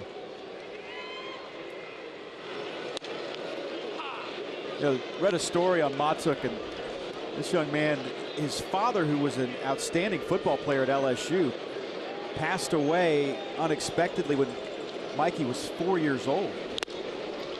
And terrible. Yeah, Matuk's mother knew that she taught herself how to hit ground balls, how to throw batting practice. Wow. Took on that responsibility. Absolutely. It's a great story. Went on to LSU, and now, of course, now to the big leagues. Facing Pat Neshek here. I only mean great story in the sense that his mom picked up and allowed Mikey to have an opportunity. Neshek strikes him out here. 1 out in the 7th.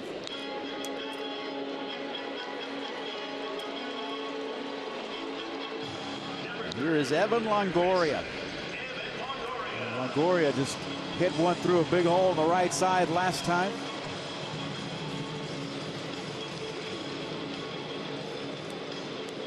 I think it would be harder to shift on smart hitters like this. Not only obviously is Longoria good, but a smart hitter.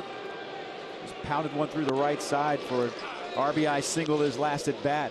Neshek ahead in the count, 0-1.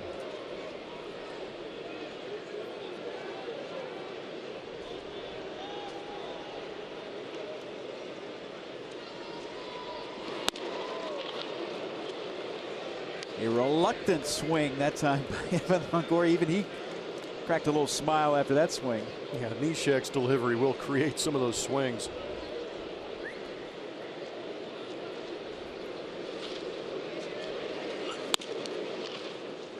Longoria, the face of this franchise.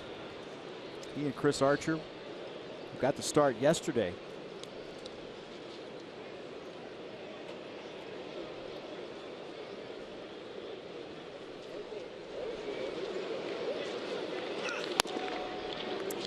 Outside 2-2.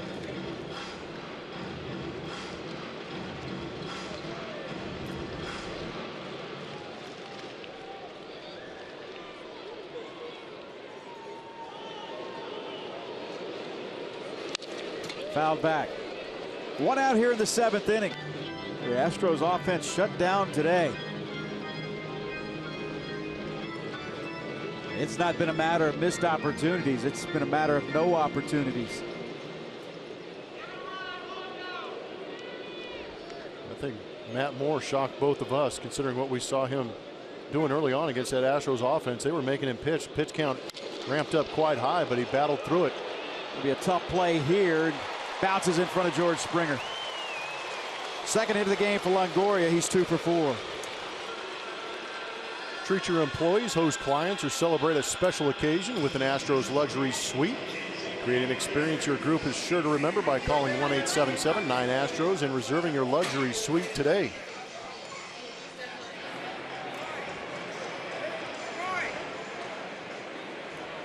That's how you do it. A lot of Astro fans here at Tampa today. St. Petersburg, Florida, they got their rally bucket hats on.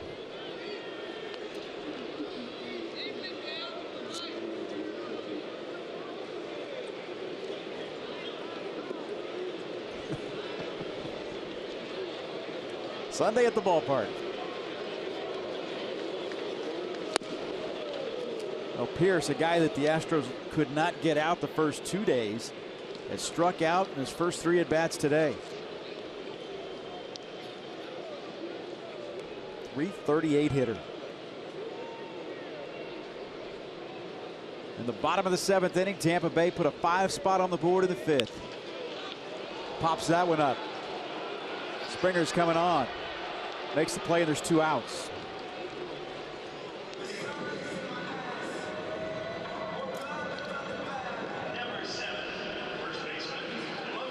Well, Logan Morrison, who was a pain in the side for the Astros throughout the early part of this game. In fact, not unlike what the Astros are doing with Altuve. Logan Morrison, he had the first 2 hits of the game for the Tampa Bay Rays, and they came in the 1st and the 5th inning. He started the 5th inning with a double and escalated from there.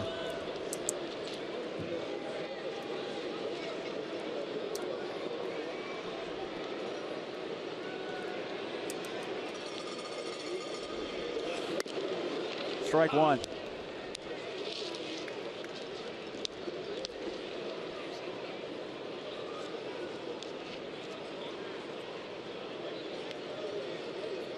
Morrison, the former Seattle Mariner.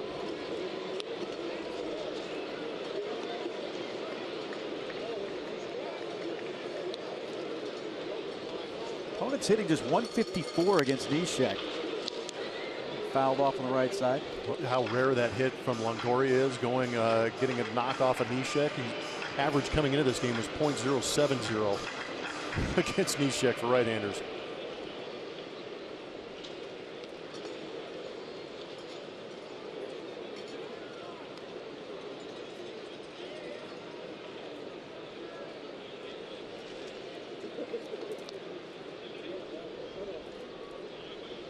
No balls, 2 strikes, 2 outs. We're in the 7th inning.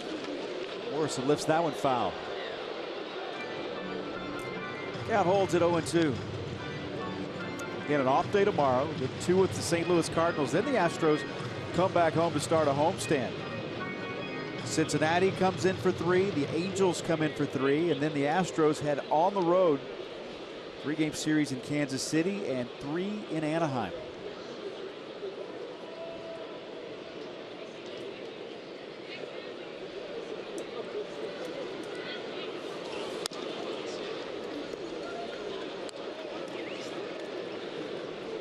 Back-to-back 4-3 games in this series.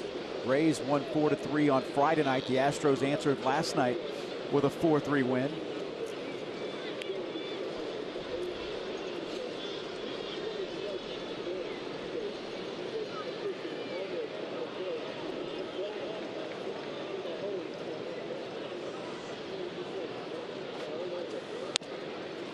Two balls and 2 strikes.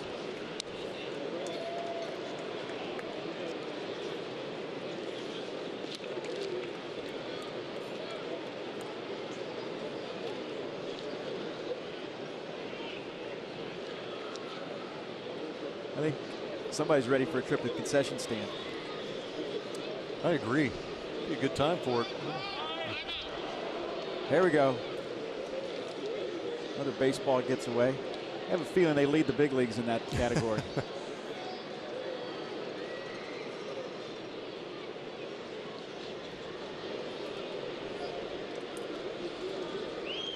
Well, Logan Morrison went 1 for 2 in the 5th inning.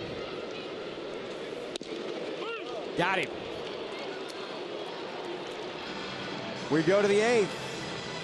It's all Tampa Bay.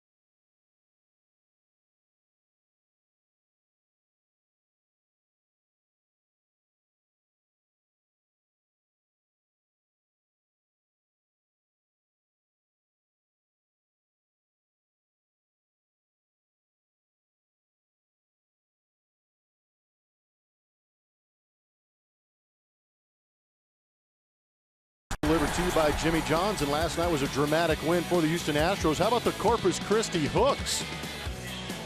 Bottom of the 10th inning, Alex Bregman with a walk-off bomb going deep into the night. Corpus Christi.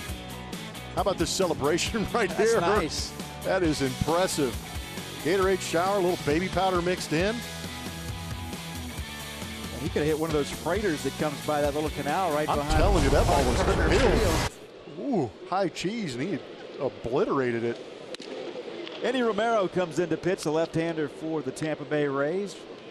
Romero, the 26-year-old Dominican-born player, facing Jason Castro here to lead off the 8th inning. Castro 0 for 2, struck out and flied out. 94-mile-an-hour fastball yanked on the outside. It's 2-0.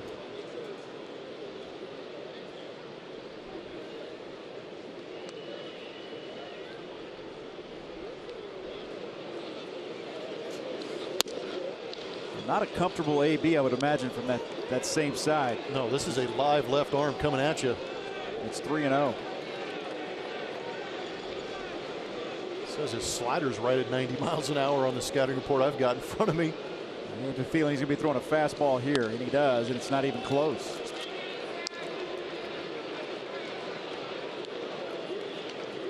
Keep an eye on that name, both of those names.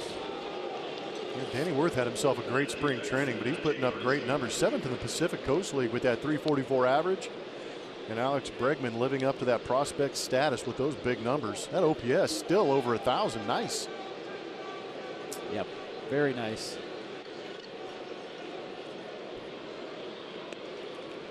Well, Worth has spent some time in the minor leagues. Of course, Bregman, the first-round pick last year out of LSU.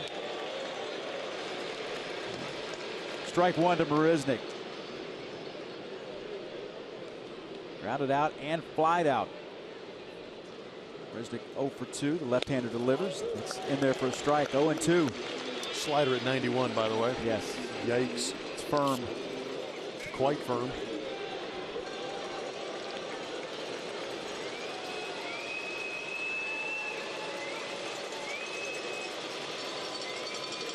Oh-2 pitch. Marisnik fouls it off, stays alive.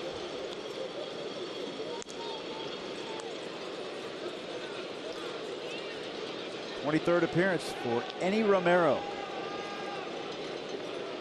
Now's the time to get on the board. We're facing a guy that's got a home ERA of 11, 10.80.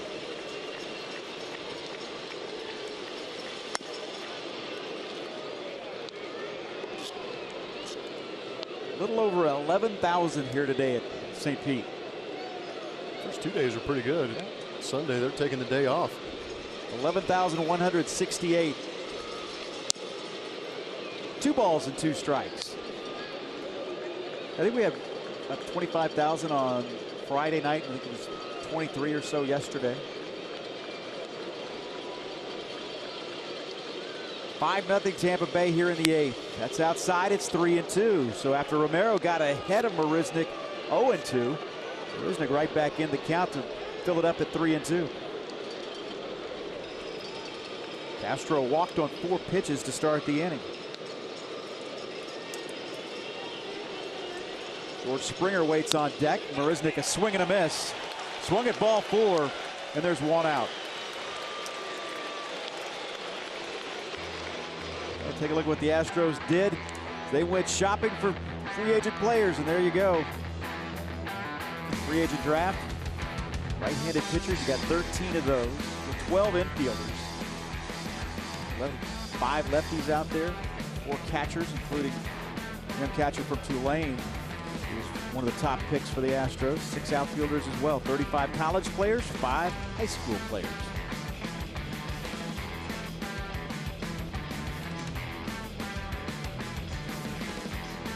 Pitching change here in St. Pete. We'll take a break. Back in a moment.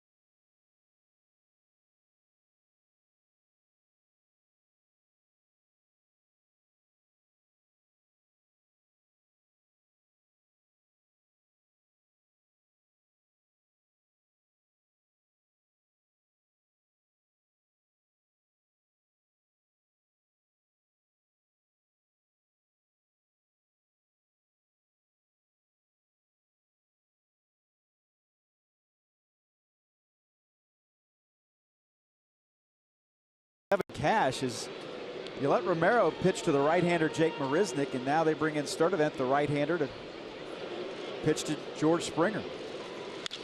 And Springer rockets this one to center field. Got that one off the end of the bat just a little bit. I thought that ball was hit better than it was. And now there's 2 outs. Yeah, the swing was good and on plane, but just a little too quick.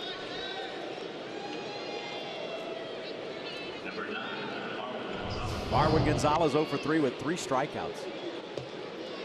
Just that last little late cut.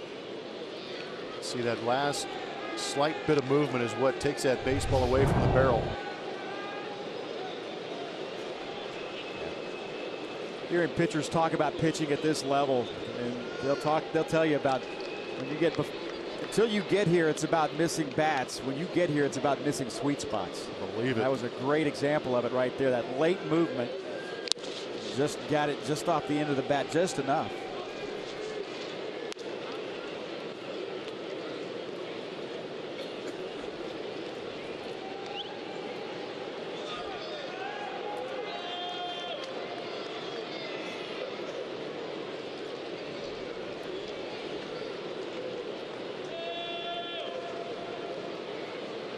Marwin red hot in the series until today.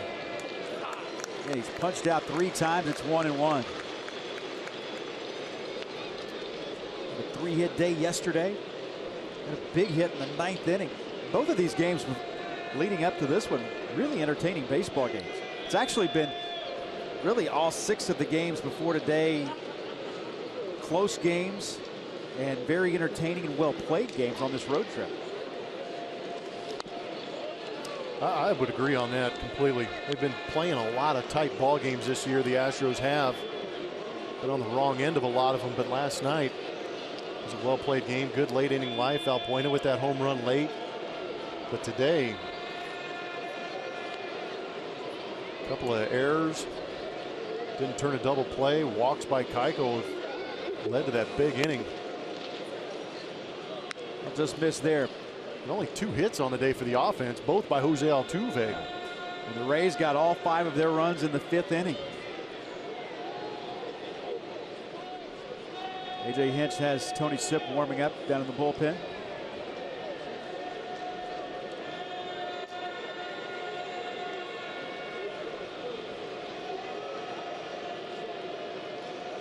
Castro leads away from first. He walked. Marwin fouls that one back. It's 3 balls and 2 strikes with 2 outs here in the top of the 8th inning. 7th game of the longest road trip of the season. 9-game road trip. Off day in St. Louis tomorrow, and then 2 with the Birds. Astros will make their return to Busch Stadium, downtown St. Louis.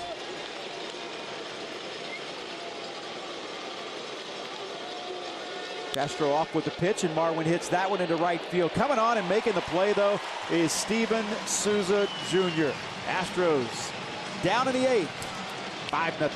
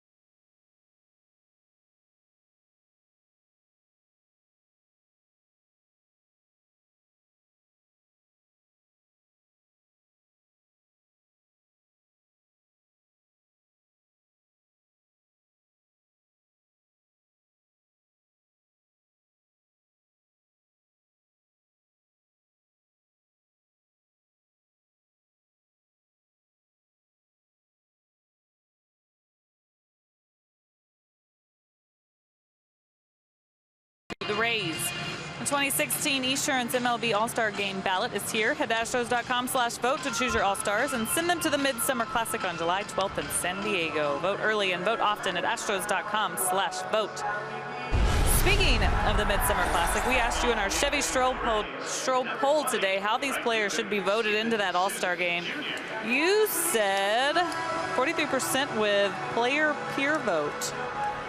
That's interesting. Statistical leaders with 32%, not far behind. Managers getting no love in this. The fan vote very low as well. I'm surprised too, because remember, that's fans that are voting in the Stroh poll. I think that's very interesting. I was thinking the same exact thing. It's not exactly a meaningless game. I mean, there's something on the line here. Get that home field advantage in the World Series. We'll turn that data over to the commissioner's office. Astro fans have spoken. Tony Sipp comes on to pitch for the Astros here in the bottom of the 8th inning. Listen, Steven Souza Jr. 1 for 3 with that single in the 5th.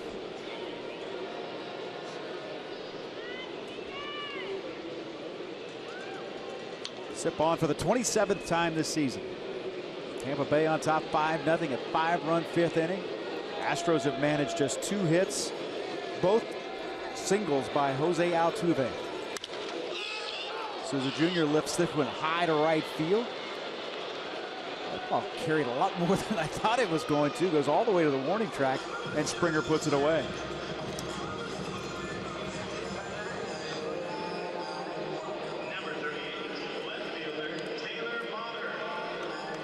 So Taylor Motter will hit now. Takes a spot of Desmond Jennings. Thought it was Kelly Leak. Yeah, he had the Stormtrooper mask on yesterday with that hair working out of the back of it. It's an interesting look. Good flow. First at bat of the series. He's on 0 for 10 streak right now. I guess that's the opposite of a streak. Trying to snap an 0 for 10. Got the start in Arizona. And that was on Thursday, or on Wednesday, I beg your pardon. They were off on Thursday, where the Rays came in here to play the Astros in this series.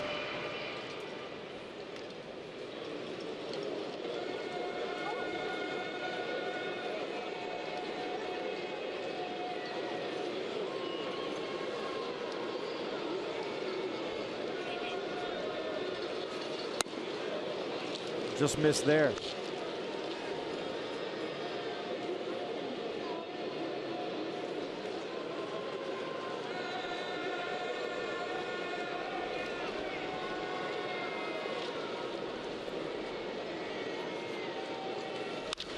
That one hit hard, but right at Marwin.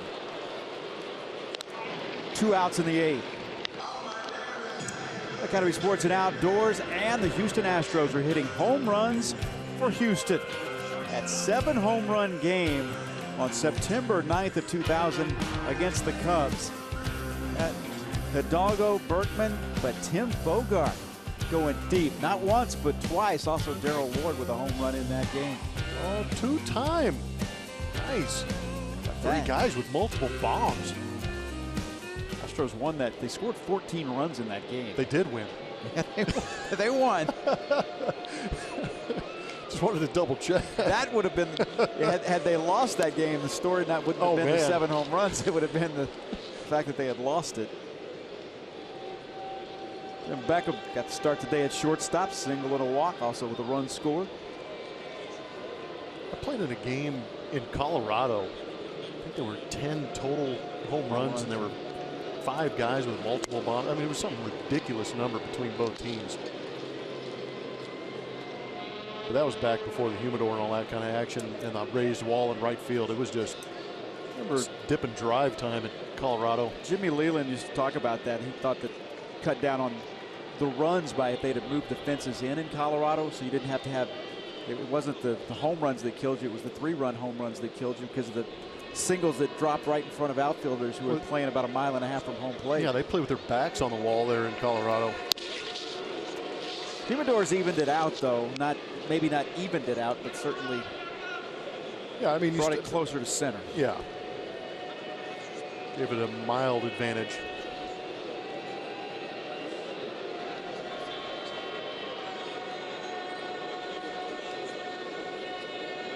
Beckman with a single in the 6th. Walked and scored in the 5th. Struck out in the 3rd. Facing Tony Sipp here.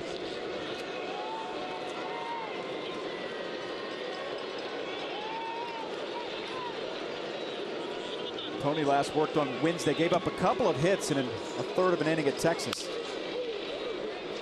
But that one inside, it's yanked foul.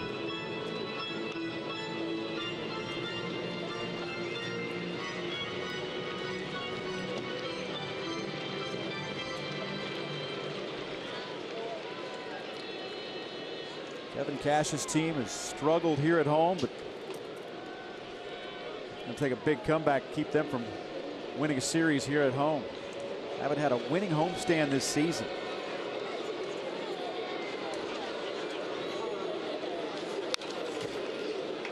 That's fouled back. Rays are 12-16 at home. They've lost 11 of their last 16 here.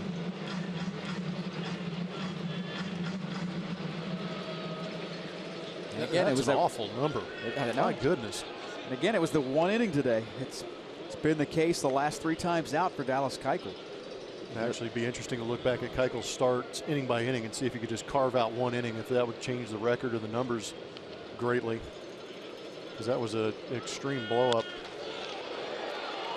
Hit into center field and hit well. Gomez can't get to it.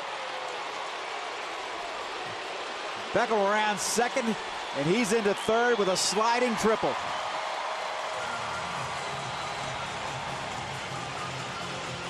Tim Beckham's second hit of the game. Well, that ball was hit and it was slicing away.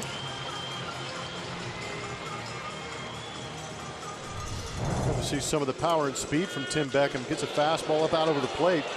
Goes with it, barrels it up nicely, and again that ball slicing away from Carlos Gomez. No chance to get to it. And off the races is Tim Beckham.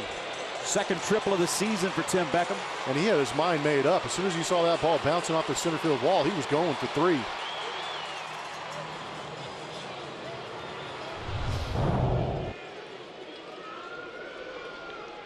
So this will bring up the catcher and number 9 hitter, Curt Casali.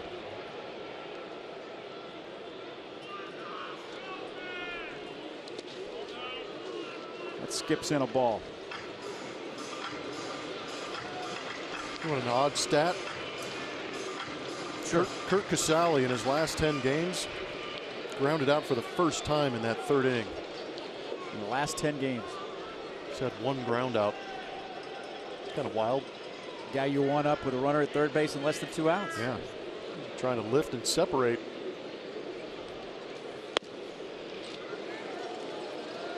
Two balls and no strikes.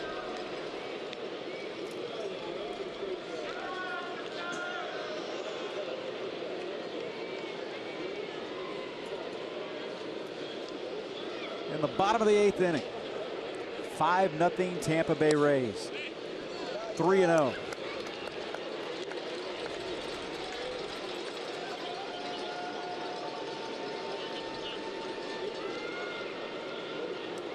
Now that the draft is over, the Astros going to work on signing some of these players. Sip walked him. Walked him on 4 pitches with 2 outs and a runner at third. He walked the 9 hitter for the 2nd time in this game. Turns it over to the top of the order, and Logan Forsythe.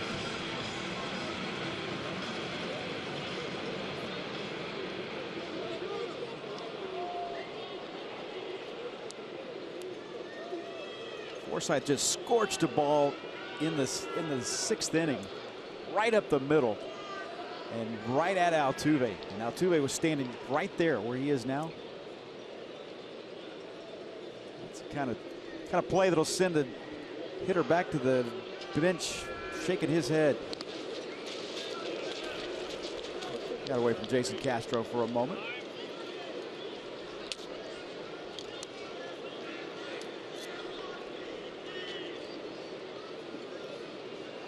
Tony Sipp working with runners on the corners. 2 outs in the 8th.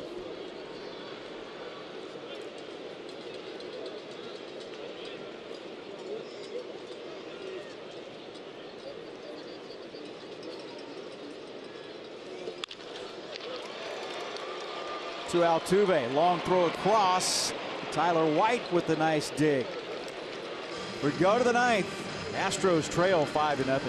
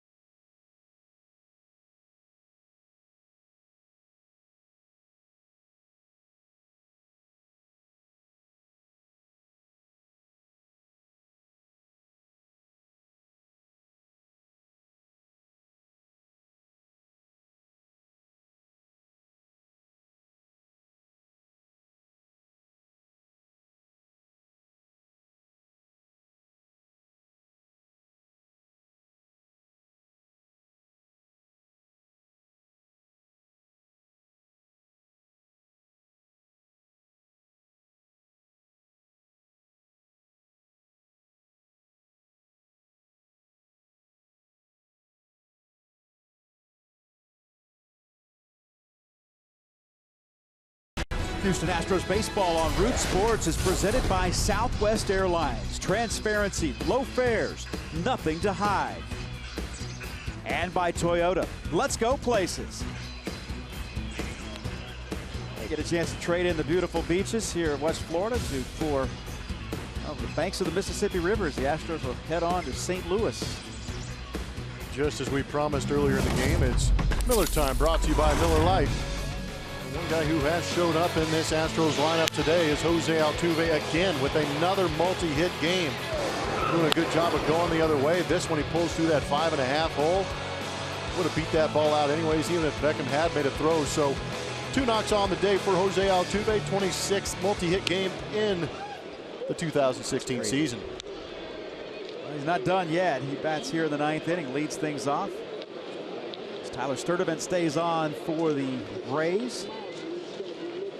2 for 3 with those 2 singles.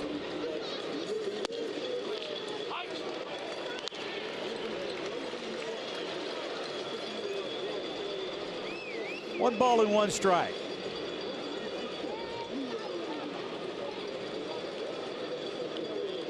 Astros in danger of falling to 5 games under 500. And Altuve hits this one high in the air. Steven Souza Jr. underneath it. Makes a catch. 1 away in the 9th.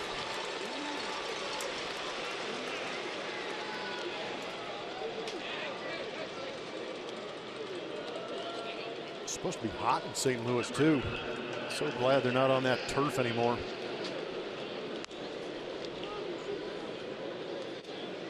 Evan Gattis reached once. He was hit by a pitch back in the 2nd inning. 0 for 2. 0 for his last 21. 1 for his last 21, I beg your pardon. Hits this one hard to right field. And that is a great catch by Steven Souza Jr. Wow. That's the second highlight reel catch we've seen from Steven Souza in this series. He got George Springer earlier. I believe it was yesterday on the line drive in the gap where he just threw his body at it, caught it. Here, a bullet off the bat of Evan Gattis going the other way. Gattis looking for 2 bases, but Souza says no chance. Reaches up, grabs that, and smashes into the wall. Great play. Man. Yeah, that was to lead off the game yesterday that he made the great catch. And robbing Evan Gattis here.